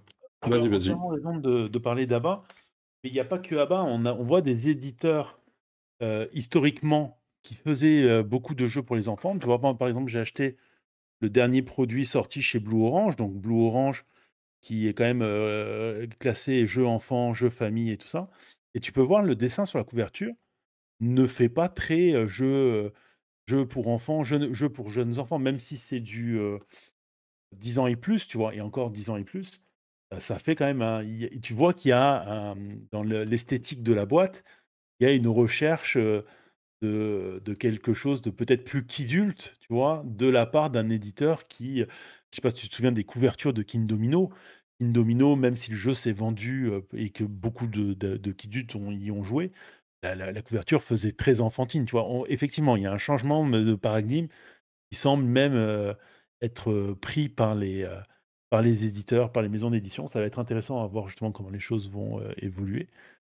Et du coup, ta prédiction, c'est, pour le terme qu'adulte, c'est, ça va rester, ça va disparaître? Moi, je pense que ça va faire comme d'autres termes. S'inclure, ça va finir par ne plus rien vouloir dire précisément, Mmh. parce que tout le monde va l'utiliser un peu comme d'autres termes. Hein, on revoit pour d'autres secteurs ou d'autres sujets, on finit par les détériorer parce qu'on s'en sert à des fins autres que ce pourquoi ils étaient utilisés au début. Donc pour moi, il y a un moment, ça va devenir des rayons comme les autres, et il sera identifié par les produits qu'ils proposent. Il n'y aura plus besoin de le marketer comme ça pour que ça fonctionne. Et parce qu'il y aura autre chose qui sera apparu aussi. Hein. Oui. De toute façon, à un moment donné, il faut comprendre que tous les êtres humains sont différents. Au final, on est tous des marginaux. Et bah, soyons fiers d'être des marginaux. Sur ce, eh ben, écoutez, n'hésitez pas à laisser un commentaire. D'ailleurs, on va vous demander là-dessus un petit effort, on ne le fait pas habituellement. Mais n'hésitez pas à laisser des commentaires sous la vidéo, notamment si vous écoutez cette émission en podcast. Venez laisser un petit commentaire pour donner un coup de main. Si vous avez du boost en ce moment, c'est le truc de YouTube, n'hésitez pas à la booster, histoire que justement, bah, si vous voulez nous donner un coup de main, ça va bien nous aider. Voilà. Sur ce, on va s'arrêter là. Est-ce que vous voulez ou pas parler de Brise Neuron? Est-ce que tu voulais faire un petit coup de pub Brise Neuron pour conclure Non, ou non, j'aurais plutôt dit, n'hésitez pas à dire quel est votre moyen, en quoi vous êtes un kidulte. C'est quoi votre collection, c'est quoi vos loisirs, c'est quoi, et pour vous, à quel moment vous avez basculé dans la kidulcie, ou est-ce qu'au contraire, vous êtes peut-être des réfractaires à ça, et j'ai juste envie de vous dire, au revoir les kidultes! Et bon retour chez vous.